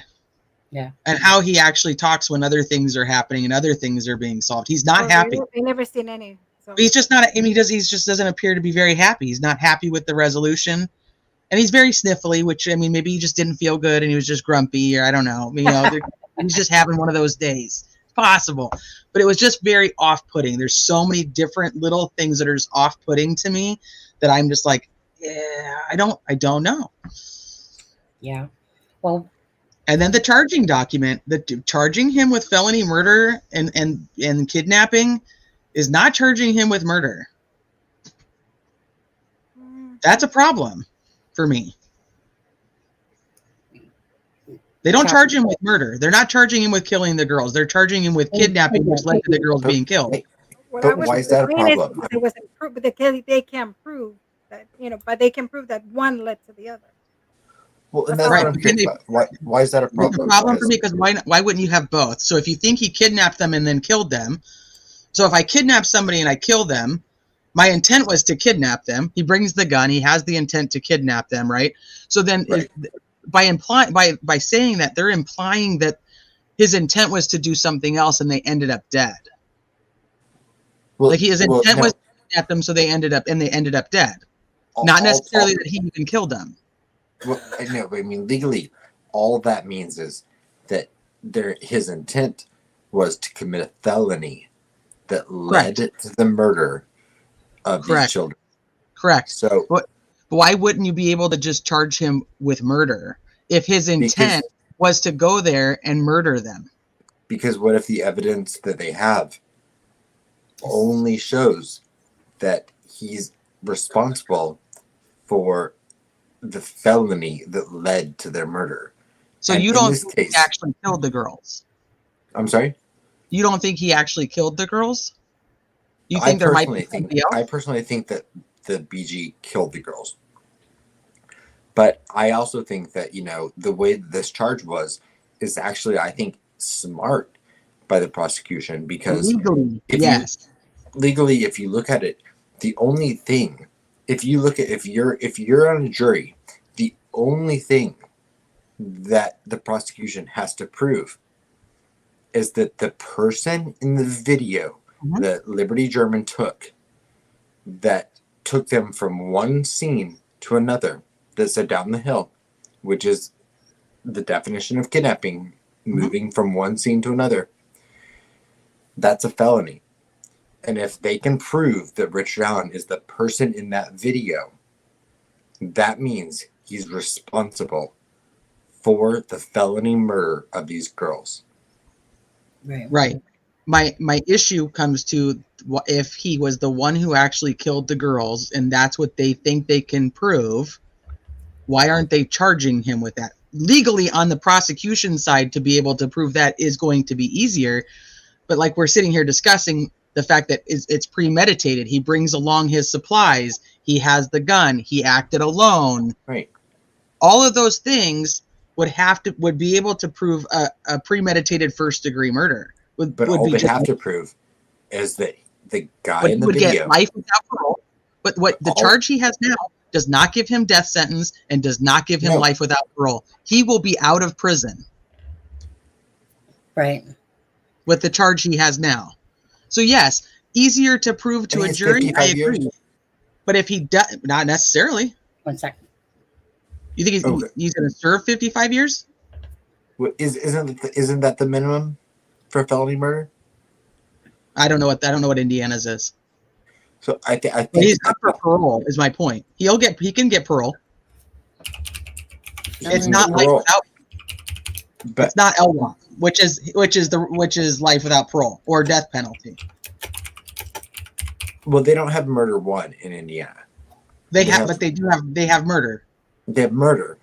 Yep. But I think that it was actually smart of the prosecution to charge him with felony murder, because I think it's indicative of the evidence that they had when they charged him.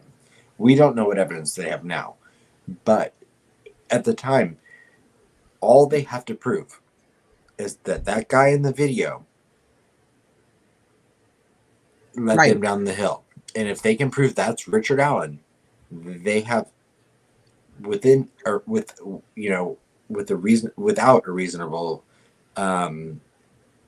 a reasonable doubt, they have a conviction. Right. But I think I think we're just having, because I agree with you. I think it was very smart for the prosecution to do that legally. I'm talking about for justice or the side of Brian Koberger got charged with a felony murder for breaking and entering.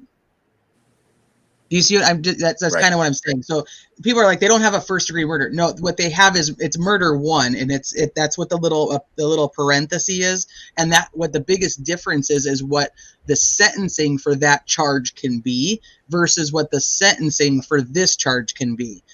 So people think that yes, it's felony murder, and yes, it's or murder. There's it's the same concept, but the sentencing is what's different. And so he could actually leave. He could get parole. So if he's the guy who did this, they can't prove he's the guy who did this. That's kind of my whole point. So yes, smart for the prosecution to charge it. They haven't changed the charges. They haven't upped the charges. No. They were going to go to trial in January. So, I mean, I don't see that they're going to change the charges now. No, they won't charge. I definitely don't see them changing the charges. Just quickly, Travis says no results in their murder. It results in their death. There's no premeditated required in Indiana. It's knowing or intentionally. Then he says murder is knowingly or intentionally killing or death in the course of certain felonies or an attempt to commit. Right. So if you look at the apostrophe 1, that's your straight murder. You talking Not about? apostrophe. Apostrophe is not what I'm talking about. Parenthesis. Are you Sorry. talking I know about what you mean. Yeah, of other course. charges too? Where Yeah. it says So the charge is 2. Yeah, Yeah. that's where it's the kidnapping. That's what makes it the more Yeah. felony. Which Yeah. just my biggest point isn't about the charge. So if the terminology on the charge isn't my issue, it's the sentencing that goes along with each of those charges. They're very different. Yeah, This is why we don't have there is no death penalty on the table for Richard Allen, because they can't prove he actually killed the girls. Well, I mean, I don't think you can actually say that, because I don't think any of us can. I can't say they can't, and I can't Why say wouldn't they charge him if they could? Because then he would get the death sentence, or he would get life without parole. That's my I question. mean, no one's been put to death since 2009 in Indiana. Well, that's pretty much everywhere, but death row is still a big deal. Well, yeah, of course it is. Yeah, but I mean, if you can get a conviction on the crime that they have, and then you have evidence to like keep that person in jail forever, I understand what you're saying, and I'm not gonna pretend to know the strategy of the prosecution, but I feel like there is more to it. convictable evidence than there was when they charged Richard Allen with the crime. And I feel like I've seen nothing but confidence from the prosecution in their charges. In those charges, but that's problematic because of the whole thing that we're talking about is like the transparency and having things open. Guess what happens? He goes away for felony murder, and the question's always going to be, well, who actually killed the girls? Well, then say there's evidence to can concretely support that Richard Allen committed the murders. Yeah. And that's hypothetical because I don't know, but that's isn't just killing as argument as maybe the the other. intention wasn't to kill? This goes to the whole thing of what becomes very complicated. For me, I never heard of that because in New York we have, murder the first degree, second, and it depends on the malice and the premeditation. So this is new to me, but how I was explained, that's what I thought it was, that, that they can prove that he went there, I guess, with that, but they can prove that, that he, I guess, kidnapped them, and the kidnapping or tried to kidnap resulted in death.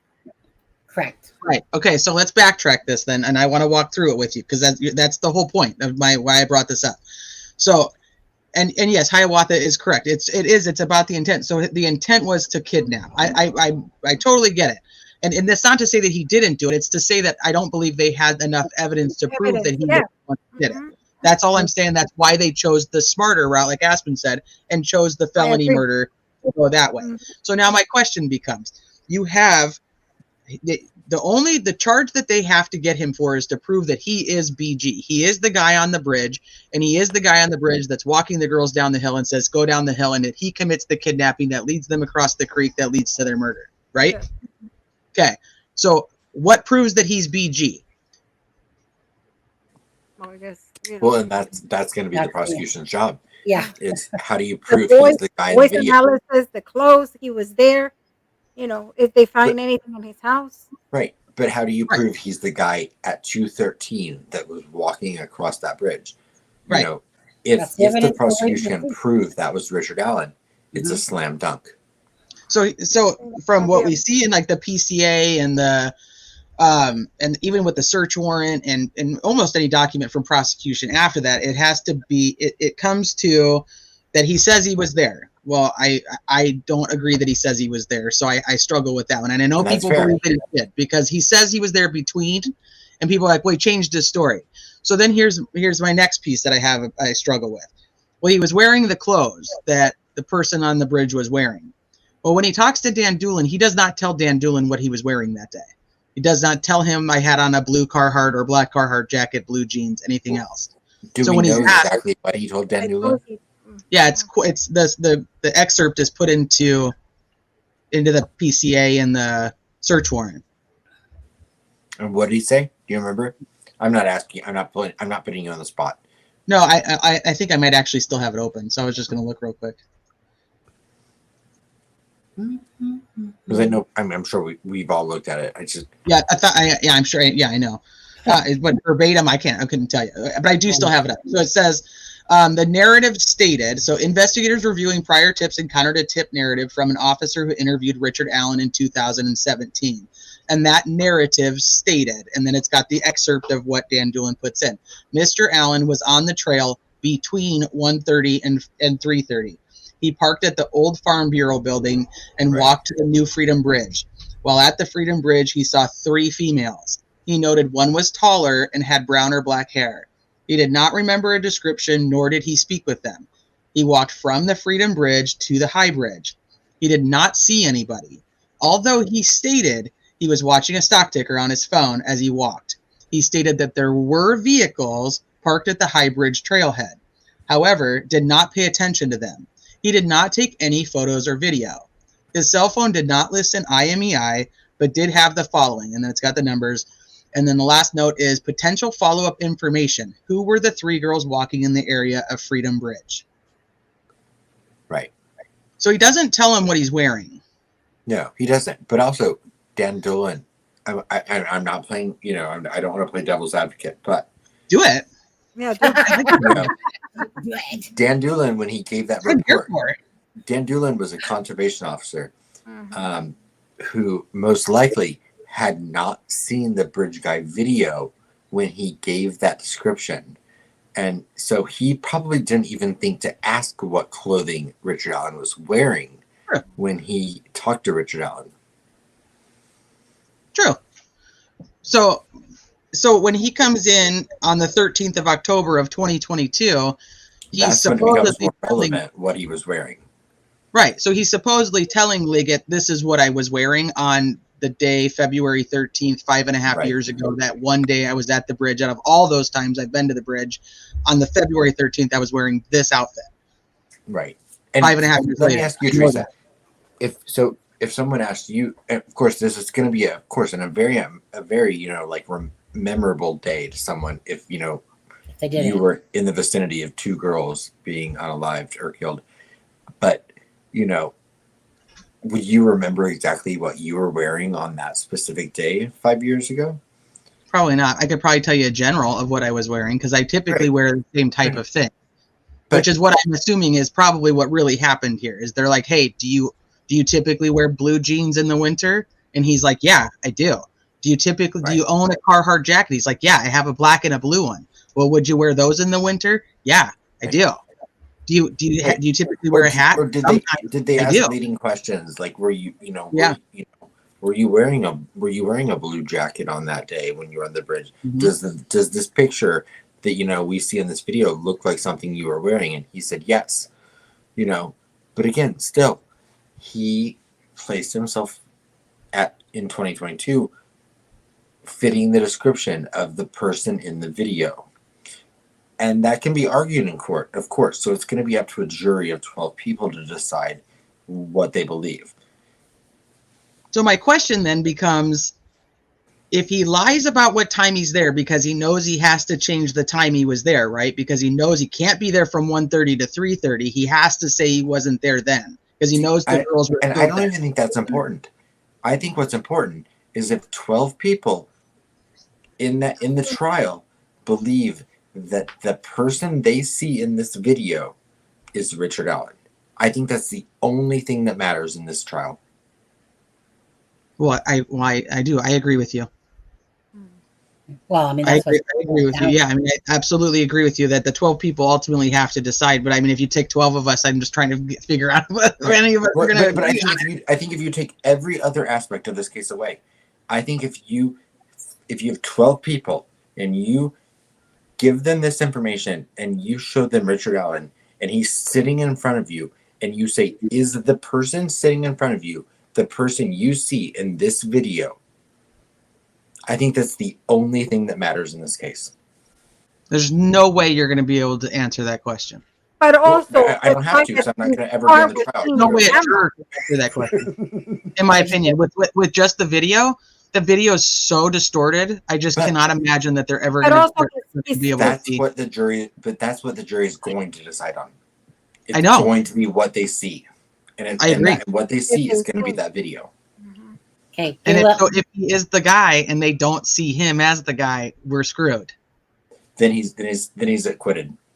Right. But I mean, there is proof that he was there. I mean, there's a video of his car there. He admitted of being there, even though the timeline he admitted. Out of all the men being there, he's the only one that the people had said that it was him. So Nobody said it was him. Nobody said it was Richard Allen. They all said it was Bridge Guy. Well, Nobody said that it was Right. Richard Allen. Right, Correct. yeah, Different. that's true. But with him admitting that he was there, right? His the camera, his vehicle was parked there, so we can 100% say that he was there that day, right? Yeah, well, for sure, because I know he was there that day, but I don't know. I don't know about his vehicle being parked there. Well, didn't the camera? Didn't the hard A vehicle that looked somewhat like his out of 200 and I think 13 photos. didn't we hear purple PT Cruiser?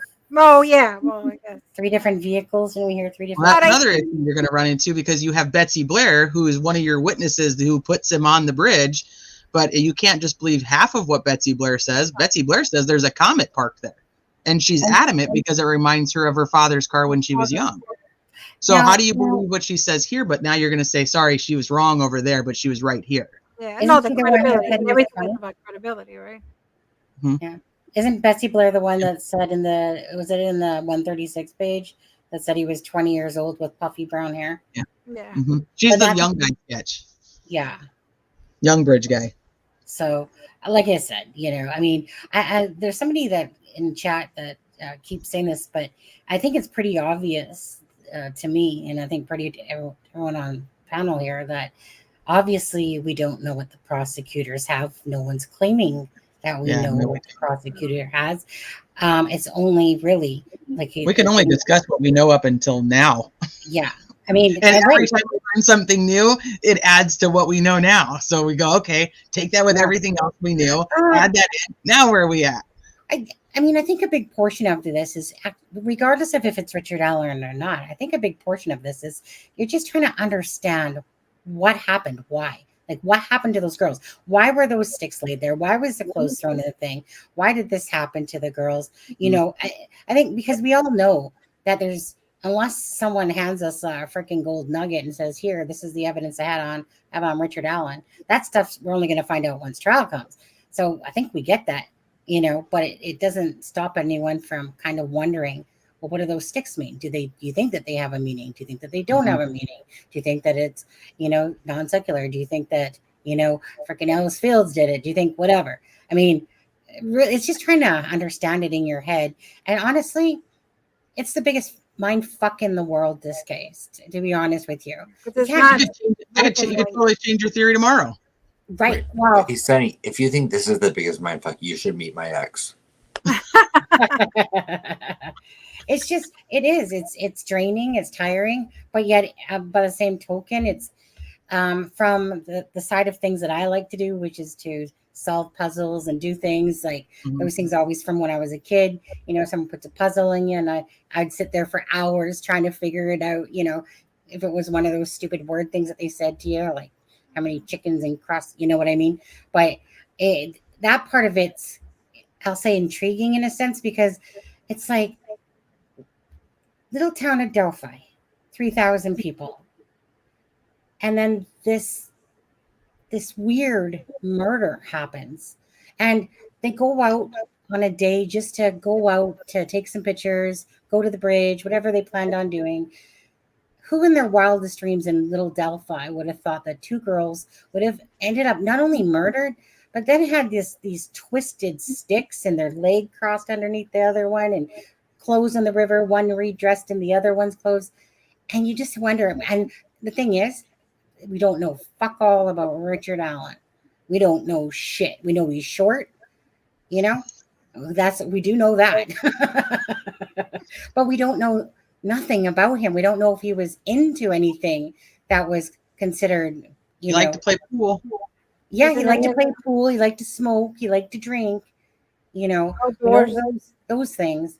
But we don't know, like, his social media presence right from the get-go. was next to nil. The only thing that was really strange is that when Richard Allen first came up, that Craig Renfro name came up attached to it as one of his aliases. And the weird thing about that, Teresa, the weird thing about that was that if you looked at Craig Renfro's friends list, you had Talitha Beckley on there, Sheena Cottrell's, like you literally had all the filth of Delphi, meaning I shouldn't say that, I guess.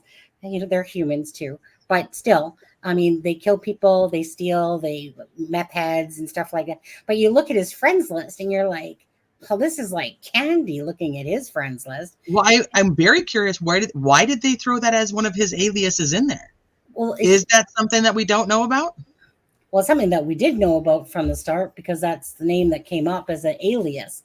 No, I know, but I mean, does he actually run as an alias? Does he have an alias account out there somewhere? That's just, the Craig Renfro name is an actual legit person. He's not, I wouldn't classify him as this great person. So is Anthony Schatz. But it was just a funny how that name attached to an alias in a sense for him.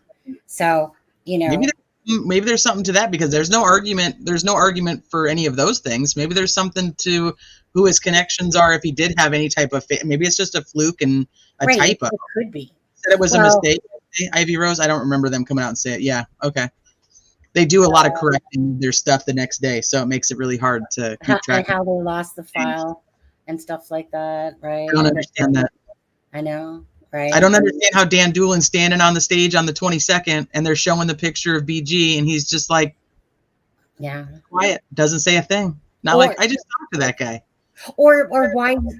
Or Richard Allen say, right? I think Fig had mentioned this in his video. Like, why didn't he say, like, I told you, I was the one that parked my vehicle there, when they were begging for the person that was parked at the thing? Because obviously, to me, they were begging, because I'm thinking he thought they were talking to somebody else, because he'd already told them where he was parked. Well, maybe, but do you think that by chance that they were begging for the person to come forward because the fuckers knew that they lost the information on the person that was there? Yeah. Okay.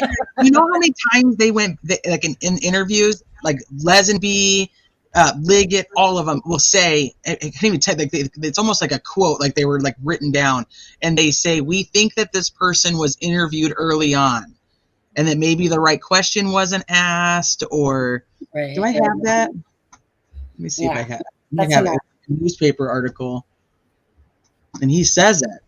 Lesenby does. And they say it in almost every interview, like, yeah, we think that we probably talked to this person early on. And Doug Carter says that in an interview too. Doug Carter says it. I'm like, did they know? Like, do they know that they did that? Like, do they know they screwed that up? Right. I'm thinking maybe they did. Maybe they knew there was an entire 2-3 days before the tip line was actually open. I think it was the 16th. Did they know they screwed something up on the 13th, 14th, 15th? I think Could they be bluffing? Or maybe they were bluffing? Let me see if I can see what he says. Hold on. So the sheriff speculated a perpetrator has probably been interviewed by investigators about the crime, but was not immediately recognized as an offender. He said he still believes a local or locals committed the crime. Right. That almost sounds like a profiling thing. But just like they knew that maybe it could be profiling where they thought, like, okay, this is the type of criminal who probably tried to insert himself into the investigation early on. Maybe. Probably, because otherwise maybe they would have said, we interviewed you. I mean, bring again with words. He doesn't Carter kind of say that in 2019? Like, we've talked to you. What does he say? Oh, I can't remember his exact words, but he says something like, you didn't think we were going to change our strategy, but we did. Gears. You didn't think we were going to change gears, but you didn't think we were going to change strategies, but we did. But I don't seem like he thought that he had that spoken to him. It's almost like, if you have like a conscience, because I remember that a little bit of conscience left. What is your family going to We think you have just a little bit of consciousness left. Yeah. And the way that those girls were left is not how they are today. Yeah.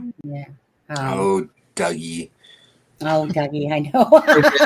You Riddler. He's like the Riddler, I swear. I know, we're right. Just say it, Doug. Just spit it out already. You know you want to. Just let it go. Do you remember that radio interview he did? That one always sticks in my head. That's my favorite. Yeah. I think that's the only one that I actually understood what he meant. Well, it was like they specifically said, well, like you have this older sketch, and then you have this younger sketch, and then he's just, and then just the way he said it, he was just something like, it was like, oh, fancy that, eh? You know, like it was something like that. Yeah, and I'm just like we fucked up so bad. Yeah. Like, or, well, isn't that something, eh? Like, that's what it was like. Well, isn't that something? Yeah, it is. Thank you. Why didn't you, if you guys thought it was the same person, but just, you know, I'm sorry, but one thing they rule out all everybody says the first sketch is no longer a person of interest. The first sketch is secondary now. It's secondary. We're no longer interested in that person. That's taken basically a back burner. Exactly. And that's the thing that I always wondered, why did they change? What made them change? Because I'm pretty sure that in 2019, when they did that conference, they had no idea about Richard Allen. So what made them, switch to that second sketch? Yeah. Well, I guess they were probably going, well, you know what? It's been, 3 years? It doesn't work. Let's try another sketch. But the thing is that I'm not kidding. So, like, let's just say hypothetically that it is Richard Allen. He must have been knee slapping his leg so hard when he saw this young picture come out and going, oh, frick, I'm golden. If that's what they're looking for, okay. Right. Like so for me, when Doug Carter does that whole thing, well, you said a picture is not it, you combine the two. This is not a photograph. But if you put them together, there he'll be. I don't know if anyone else feels this way, but when I watched that 2019 press conference, I feel like Doug Carter does not want to be there at all. I feel like everything Doug Carter is saying and doing was written out for him. Is something that he's like, this is not how I feel. I feel like the whole thing is like this weird. I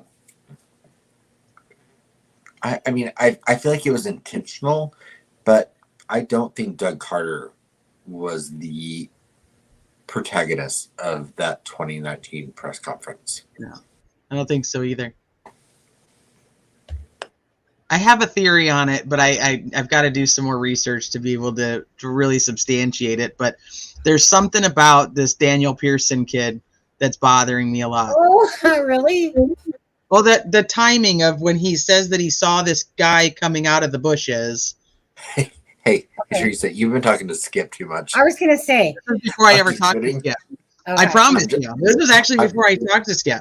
And not involved. I'm not saying that. But the fact that there's the issue with he sees this guy coming out of the bushes at 3:15 at the trail crossing. And then he changes his mind years later and says, oh, it must have just been flannel shirt guy. But that doesn't make sense because flannel shirt guy says he saw Daniel Pearson with his girlfriend by the bridge, not at the trail crossing. That's two different locations. They didn't cross paths at both. You see, you can't cross paths at both. So, and it makes more sense that he would have seen Daniel Pearson at the bridge because at 3:21, when Derek Derman is walking out, he runs into flannel shirt guy where he ends up going down the other trail, and flannel shirt guy's there and says, no, I just saw a couple at the bridge. That's the only thing I've seen. So then who the hell's the guy he saw coming out of the woods? And why would flannel shirt guy be coming out of the woods? Yeah, that whole part hurt my head back then. Did it? It still does. Yeah. I honestly, I couldn't make hide nor hair of it. It was like you're trying to read everything that people are saying about the times and stuff like that. And then I think I just finally gave up on that on that whole Daniel Pearson and girlfriend and this and that. I kind of just gave up on that whole little thing going on there. It was too much of a headache to try to figure it out. I think for me, because I don't think the 357 guy is the guy. I don't think that guy has anything to do with anything. I don't think that the person that Sarah Carbaugh saw is important to this. That's a theory. Obviously, I could be totally wrong, so take that for what you want. But I just don't. I don't think that she saw anybody important at 357. Because why didn't anybody else see him? This is when the family's all arriving. They're all getting there. They're all parking at the Mears parking lot. They're all meeting right there. Derek was in his car. Tara gets in his car with him. Why doesn't anybody else see this guy covered in mud and blood walking down the street? Yeah, again, there's nothing. I don't know what to believe anymore. I know. I get you. I get it. Yeah, that's where I'm like. So the reason I think the Daniel Pearson thing is important is because if the guy did leave, then it would absolutely make sense, because then the killer would have actually been done by 3:30, like they originally said, and he would have been in his car, and he would have been out of there before the family ever showed up. I know That's that. I was gonna say, I don't know, Adam or Alexza on that, because like honestly, it's like you sit there and you look at the stuff, and then again, it's like you read like blue, black. This one was wearing this, and then you almost like don't trust anything you're reading. Almost, I feel like anymore. I honestly don't, and it's only because again, to me, they've just shown that, that they've screwed up a lot. And I'm sorry, but when I'm reading an affidavit that's saying that someone's wearing black versus blue, I don't see personally how you could mix those up myself, unless you're like such a distance away that the dark navy looks black from afar, but these three girls supposedly passed him and gave different, so all that stuff to me, like I said, that all plays in my head. Well, guess we'll just have to wait and see whatever evidence comes out at the end of the day. I too believe, like Adam, that there's more on the BG than what we definitely know. I do believe that, but I don't know that. I would be curious if it's strong enough, because this case, honestly, I'm really worried. I'm really worried about it. I'm worried, like what we talked about before. So if it is RA, is he going to get off, because of the lack of evidence that there was too much sloppiness and whatever? Because like I said, I feel like this defense can have a heyday with all the mistakes that were made and just have the even jury going, yeah, we can't do anything with this guy, unless, unless there's something that we're definitely not seeing. I don't know. I just fear for this case for Abby and Libby's sake. I just for me, Teresa, I don't know what everyone's purpose was, but mine was Libby taking a video and basically wanting the justice to the person that's in the video. And the reason why she took it, like, I feel like it's kind of like, here, this is what I'm giving you to the best I can, which is a shaky video, we know, about who this person is that hurt us or whatever.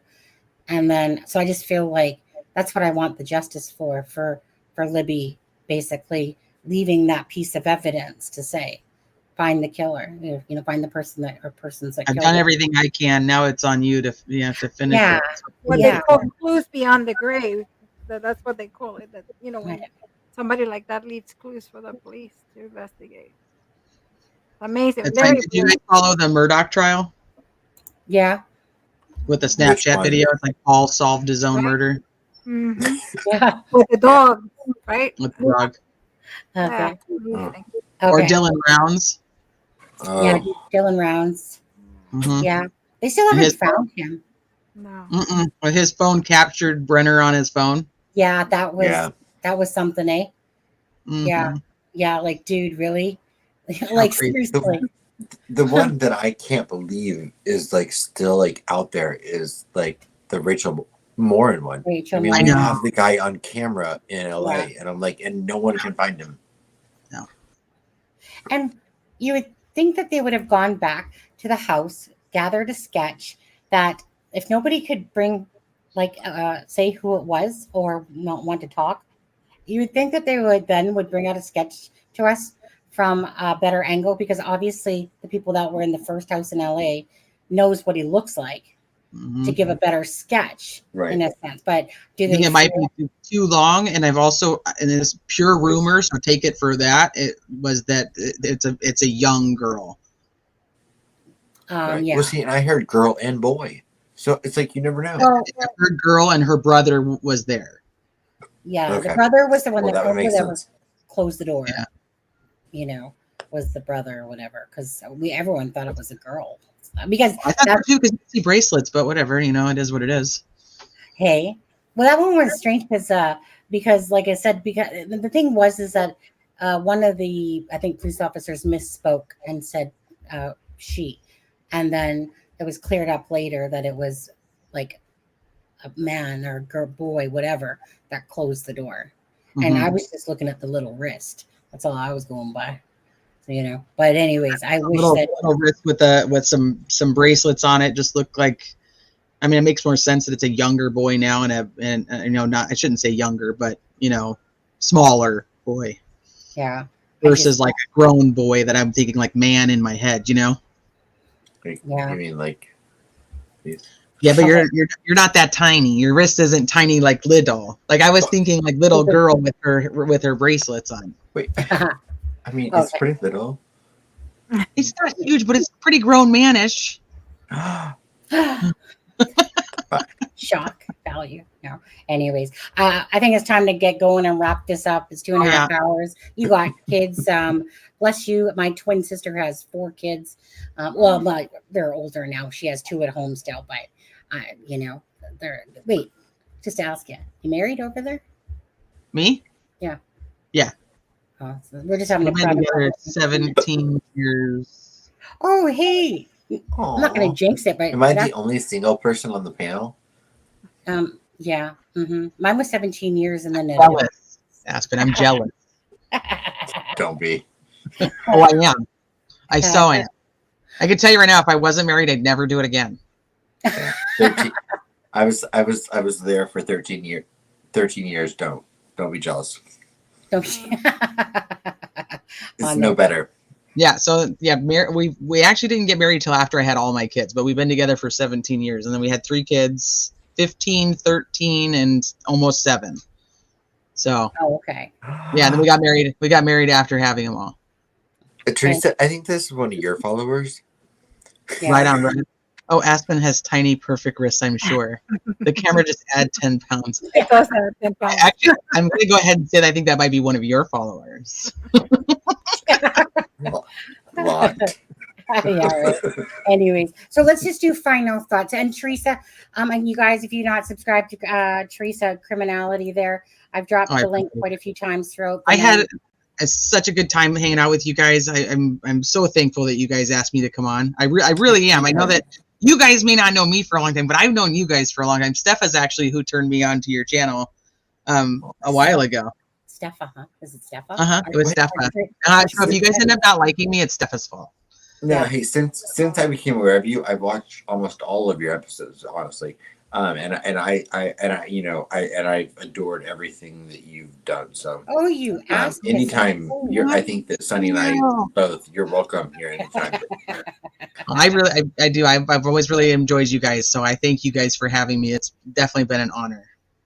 Yeah. And if you ever want us to come on yours, feel free. Absolutely. But don't even get me started, because I'll have you guys on like tomorrow. Oh, well, maybe not tomorrow. Well, no, actually, I'm pretty good for any time. We're a little busy this week. Yeah, I know. Anything good you could share, or is it all like top secret surprise? We're interviewing the Prosecutors podcast on Thursday. Well, Drunk Turkey Show first. Yeah, Drunk Turkey Show on Wednesday. They're coming. Are you guys going to Drunk Turkey? No, we were there. They're coming here on Wednesday. They're coming. Okay, they're coming here. And then Thursday we're interviewing the Prosecutors podcast, because they don't want to talk Bob about Motta a few weeks ago. Yeah, that's gonna be so good. And your interview with Bob Motta was great, so I'm excited to talk to Brett and Alice. Granted, I know that they have a lot of Delphi fatigue, which I think a lot of us do. Yeah. So we'll be respectful of that. And they want to vomit Delphi, to be honest. Yeah. That was. I want to get past this hump so then we can move on. I can go back. I'm like, I'm not a Delphi channel. I really am not. I cover so much true crime. And then all of a sudden it's like everything I do is Delphi. And I'm like, I'm really sorry to anybody else who follows me for any other case because I can't let go right now. And I'm stuck here until I need to get over the hump and then I can go back. Well, Sonny and I stopped. I'm sorry, Sonny, but we stopped covering Delphi. For a few months. I mean, really? there were like weeks and weeks that we didn't even mention Delphi because we moved on to other cases, and it's not. No, we didn't move on. We focused on other cases because there was nothing happening with the Delphi at the time that we felt wasn't just regurgitating old information or playing into like the low field of just scum. And it wasn't until really I would say probably July, Sonny, or June, July, that we really started to routinely cover Delphi again. And it's mainly because there was more relevant new information that was coming out about the case. Yeah. And we don't want to corner ourselves. We don't want to corner ourselves and just be known for Delphi. Right. Like we know we covered Idaho for a while. About what? Aspen was really into Kylie Rodney back in the day. I remember that. I was into Kylie Rodney. We were really into Nicola Bully. Nicola Bully. You guys did, yeah. The Idaho 4. I was in Portugal when that happened. So as soon as I got back, I was like, let's get on this. Brian Walsh. That's the one you anything that catches our interest, really. Adam, tell Teresa about that picture. About Brian. You have to tell her. I took a picture of Brian Walsh. Chris Watts and Brian Walsh. Apparently, I have a type. You like a family annihilator. Yeah. Apparently, I took a picture of Brian Walsh at a party in New York one time I think it was 2012. Yeah. I figured out the picture was from. And of course, I didn't know who Brian Walsh was at the time, but it popped up in my memories one day, and I was like, "That's Brian Walsh." No way. Yeah. You've really got to go through some old photos and see how many other family annihilators you have in your phone. Isn't that crazy though? Like that is nuts. Like who the fuck would have a picture from 2012 of some guy that just, he's not or whatever, but took it his wife. And then all of a sudden he has a picture and he's in the background picture of it. And you're like, it wasn't the background. It wasn't the background. He was the picture. It was him and a girl. Did you know the girl? No. They were just at a New York party or something, right? We were at a party in New York. But so he's like a magnet to these people. No one's gonna want that. That's so crazy to me. You really need to go through your photos and look and see. Were you into true crime at that time? No. No, he's. No wonder I'm single. Family annihilators want me. Well, they say that in your lifetime you cross paths along, at least a few serial killers. So I think with you we prove it the theory. But he likes to take their photos. Mm-hmm. Yeah, he's like, that's I wish I'd taken Chris Watts. It's almost too. That's crazy. That one actually could have got you some money. Yeah. Adam, you have to do now. A cancer thing. I know, I'm just joking. Our premonition. Do you think it's a cancer thing that in 10 years' time, 10 years' time? Oh, look at that! I should have connected to your. I was on a live with Sunny, and now look at what she's done to her husband. Yeah. Or Alexza. Actually, I think I'm going to be. Because I had my anniversary the other day, and I haven't gone out. My poor husband. He was like, do you know who I'm actually the most worried about, Teresa? You know her is Stefa. Tree hugger. Sorry, Alexza. Alexza was having her anniversary the other day, and she was doing it live because she forgot about it. I would probably do the same. I probably wouldn't even it wouldn't even occur to me. And then today, I don't do anything big like that. Go to Monday, and I'm like, I can't Monday. He goes, okay, we'll do Wednesday. I'm like, I can't Wednesday. I can't Wednesday either. Hold on, I'll pencil you in for January 4th. How about that? Yeah, That oh work my out for goodness. you? Like, how many lives are you going to And you do? know, her husband, she's Alexa's married to a Canadian man, and he's so sweet, and he's so kind, and he's so patient. Yes, I have to say. But yeah, but anyway, so yeah, Teresa, if there's a day next week that you want us to come on, just let us know. Absolutely, I would love it. If not, we'll just fricking break into your channel and pop Do up. it. No. I would love to have you guys on. I absolutely would. I'll have Julie Melvin just Honestly, like I didn't know you bombard had you a with channel. messages. But I remember chatting with you in the chat. I have chatted with you a couple of times in the chat. I Yes. didn't remember you had a channel, and then I mean, you said it once, but I didn't really click. Oh yeah, because I know. Yeah, I just like to hang out. Yeah, Yeah. and I was like, ooh. So now I'm binge watching you. Oh, thank Oh you. my God, really. Diamond Eyes, what's the Go back to the CC? really old ones when I'm like, when I'm a noob. Don't do that. Stick with the recent stuff. When I'm like, I don't know how do I make somebody a moderator on here? What do I need to do? That took me a while. I still don't know that. I finally Googled it, yeah. I was like, how do you make these mods? And like a while back. And I was just like, okay, one day I was just like, fine, I'm going to figure this out. I mean, there's a lot of things. I don't know anything. I was a nervous wreck. I was a nervous wreck the first time I went live on my channel. I was like, I can't do this by myself. Every time I go live, I'm like, Sonny, I didn't monetize it. Oops. I know. It's on there. But if there's one thing, like, for me, like people that are in true crime, for all those people out there, I always encourage anyone, if they want to be a voice, go make yourself a channel and just do something with it. Like, why not? Some people just don't be an idiot. Yeah, because it's like making a channel is not hard. We have enough of those. Well, you didn't have channels. It's full. No, we have enough of those idiot channels. Oh yeah, we got enough of those. Don't even get me started.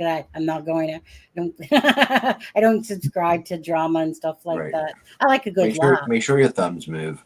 Yeah. But anyways, so Criminality, I've dropped you guys the link for that if you're not subscribed. Thank you very much. Let's just go out with a final thought. So just tell us how much that you believe. How much I love you guys. No, that too. Okay, that's better than talking about RA. All right. Go on. I got. You want a final thought on the case, or what do you want a final thought on? Whatever your final thought is, whether it could be anything. It could be what your show that you're doing next is, or when your next live is. It could be whatever you want. I've got to come up with a working theory that I'm comfortable with, so that I can move on from this right now. That's where I'm at. That's my final thought on Delphi. But my real final thought is I really appreciate you guys. I appreciate you having Alexza come on so that I could talk to her and ask her questions and just learn and chat with you guys. Like, I'm a little fangirl over here. So I appreciate it. Go on. See, I told you. I got time all of a sudden. Time's up. No, for real. I really do. I really appreciate it. Like I said, I have watched you guys for a while. So it is an honor. Yeah, I didn't honestly know you had a channel for just till recent, and a good channel, not only a channel, a good channel. Not even, yeah. I appreciate that. Exactly. So like I said, I'm just here because I like to hang out with you guys. So, well, you know what? We like just hanging out. So anytime, honestly, pull back. I don't know if you drink a little bit, so sometimes get out the eggnog and some rum or stuff like that. It's getting a little heavy in here. It's getting a little heavy. I mean, according to one channel, I pretty much almost overdosed by drinking. Not sure how that happened. What? It's just so funny though. So typically what I do when that stuff happens is sometimes I'll make funny videos to make fun of myself because it's so laughable that people want to say stuff like that, considering I've never ever been an alcoholic ever. Right. What I'm hearing like Teresa's story though, I'm excited I want to pick your brain on other true crime cases now. So I'm like, yes, I'm excited to message me. We can. Oh, really? Yeah. So you're a little flute, aren't you?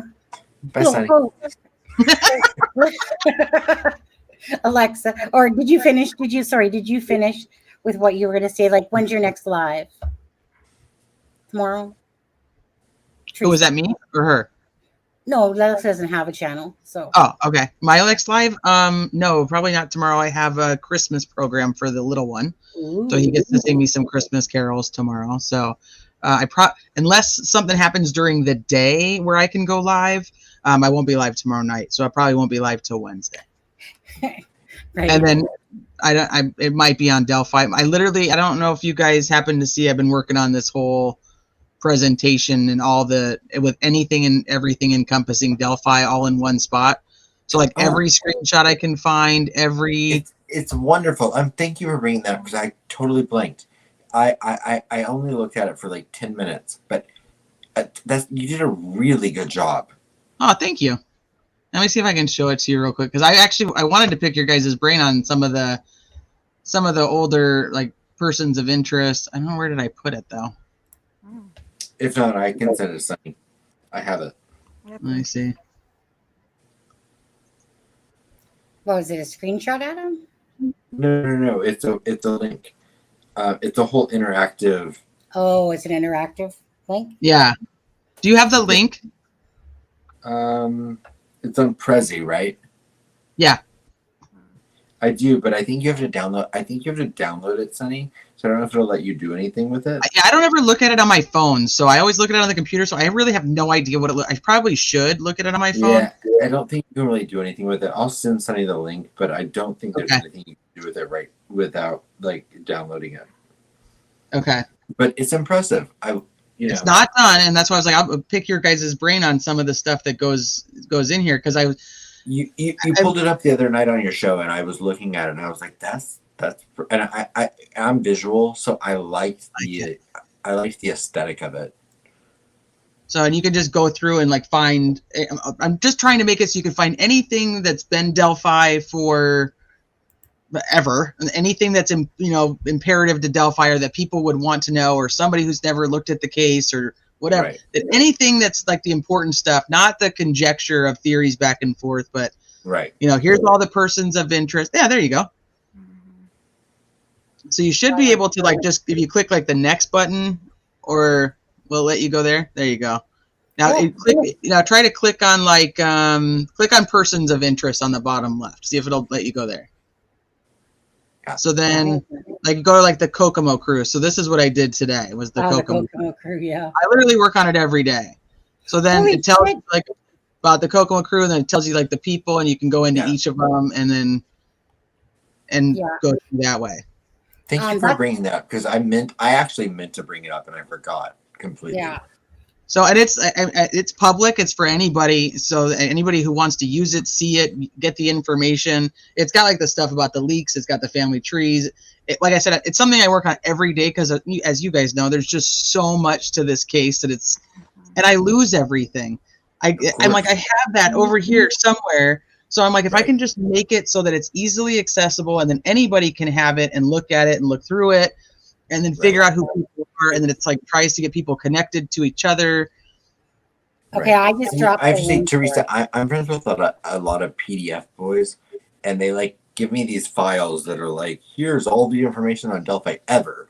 And they're like, here. And I'm like, and it's like literally just a PDF file. And I'm like, so I can't the fact that you did it in this format is much more appealing to me because I'm visual. So so I'm like, if I can be like, oh, Kokomo crew, and I see this as opposed to like line 32 on a PDF. Yeah, I can't do it either. Yeah, so I do appreciate that. I lose all those together. All the PDFs just end up being just a shit ton of PDFs on my computer, and I'm like, I don't know I can't find anything. So, but then you could like if you scroll back, like you're like to go back out or you go in, yeah. Right. So like there's Elijah. You can go into any of them. That one should be done. And then like where the theory came from has that in there. And just like, and then it's got like articles to source what I found. But that's why I said, I mean, it's all encompassing, so it can be continuously added to for whatever it is. Yeah. I feel like I'm going on a unicorn journey. I don't know if you know anything. I really love bright colors like pink and purple and all of that is like that. I love that. So. Teresa, come on now. Freaking show me freaking balloons and anything that's colorful. I'm just like squirrel. I love color. Right. love Yeah, the so you can go into like the timeline is not completed, but it does have some stuff. The girls, it has like their family. You go to the family tree, it tells you like the connections with Right. the people. It's got Oh, the info for the lease is done. That's I good think for this could be huge if if you're able to make it to the point where like you can like really encompass That's a lot of work. like everything. everything. I think this could be like the definitive database for like information. Well, Yeah, that's why I'm trying because I need it all in one spot, and that's why I'm like other people are like I need it all in one spot, and I'm like here you go. This is what I got, and I don't have everything, so that's why I'm Right. always like, if there's anybody that wants to help or has something they want to add, or I always say it's a very It's not- strange. I always Oh, say like just refresh your memory because sometimes because I am not like them. I call them they're the masters of this case because they know everybody. They know every single name. Sometimes they throw names at me and I'm like, wait a second, who's that again? Or they tell me initials and I'm like, what's that initial again? I'm like, That's me. oh. So I have to actually Trying to figure out who Josh Weaver is. write it down. No. I have names Good, written good. down so I know Yeah. which name is which because I forget. Yeah, I know. I'm the same way. I'm like, okay, I know this person. I know that Yeah. they belong here That's somewhere. why. I don't know where they fit in. How do they tie to anybody? So that's what this started as a very simple. It was supposed to just be to help me, and then I was like, you know what? Let's just keep Yeah. going. Yeah. So Right. So the one brain cell that I have left, thought to do this, but I could never. I'm not. My twin sister's organized like that. I can't do this shit. It as much as I love looking at somebody else's stuff, I cannot be this organized with Right. stuff. No. But yeah, some- but you bless you. have but a you lot have, of good but sending info. you out the information that could help Teresa. Yeah, fill it you out. have a lot of good info. So like, if you go back down to like persons of interest, and I'll take you to a category that I think you could definitely help me with. So wait, go back up where? If so go back to there. Go back down to like the persons of interest down here on the bottom. So there any names down there that like stick out to you? Garrett Kurtz, first of all. James Chadwell. Yeah, so click on Garrett Kurtz. Curtis Fouch, you piece of shit. So if you notice, like I don't have like this isn't done yet. So like this one, like there's definitely people that I think that you have information on that could that I could benefit, or the world could benefit, however you want to look at it. Because that's why I said I'm just gonna put it out, and then you can go I can do as associates, and I don't think I have anything there yet, but.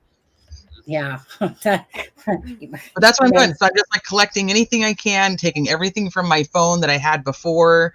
Yeah. And, it's a lot of just work. do It's a it. lot of That's work. smart. Mhm. You know, I like it. that's probably my problem right there is that it's a lot of work. You know, I figure out it's kind of like what I was asking you earlier, right? I'm like I Google things to learn things. I might not get there the fastest way, but I'll figure it out. And then once I got what I know, then I try to learn a little bit more. My brain explodes when it comes to that stuff. I couldn't focus enough if I tried to sit there and to work on like what you're doing. But I know it's a lot of freaking work. There's like a lot of stuff with Delphi beyond. Yeah. belief. So I commend you on working on this project for people to go to, which is great, honestly, because there's a lot of people that It is. Absolutely. appreciate this type of work. I just know that I couldn't do it myself because I'd probably drag myself into an early grave if I tried. I like to be organized, so I think that the chaos that this case brings me with the unorganization like with all the files, I had to do something, or my brain can't work. It just doesn't. Shuts down. I've seen on a couple of your lives where you pull up things and whatever, and like being organized. And in my head, I'm like, one day I'll be like that. I'm like, no, it's not going to happen. I feel completely unorganized. There was one live, I literally went live, and like halfway through, I went to go find something. I couldn't find it. So the rest of the live was just me trying to find it because I was so irritated that I couldn't find what I was looking for. That was it. And I was like, I'm sorry, you guys, that this took a really wrong turn. I really had a plan, and now I can't find it. So now the rest of this is all of us, and like everybody in chat's like trying to find it, and they're like emailing me, and I'm like, that's not it. And they're like sending me other stuff. I'm like, that's not it either. Thanks for the 2-hour live, though. Anyways, Legit. Gotta get going here. I gotta go to Husband's bed. Good night. Oh my goodness. Once again, thank you guys very much. Thank you for just having me on. Thank you for sharing your brains with me and letting me talk through things with you. I appreciate it. Oh yeah. Again, this case is full of thoughts. That's for sure. I could listen to another 2 hours of just you and Alexza talking. So yeah, I wish that there was a little bit more of that put in there. But that's kind of why me and Adam just ditched on you guys, because we were here, but As a guy, I love talking to all of you on there. But yeah, so Alexza, yeah, absolutely. Alexza, do you want to say anything before we head out? No, I just want to say thank you. Honestly, it's always an honor, a pleasure coming. Tired. Therese, it was lovely meeting you. I'm glad, Lovely meeting you. I was invited. Thank you. And I just wanted to say, I know sometimes, I get a lot of people angry and people are like, you're so biased, you're so this, you're so that. But you have to understand, my opinion. I am giving you my opinion, where I'm coming from, what I have seen, what I have learned. And I'm trying to, that's my opinion, what I think. If I would have been working this case, of course I'm going to be biased. Because I have seen, the experience that I have, I can maybe make a roadmap in my head a certain way.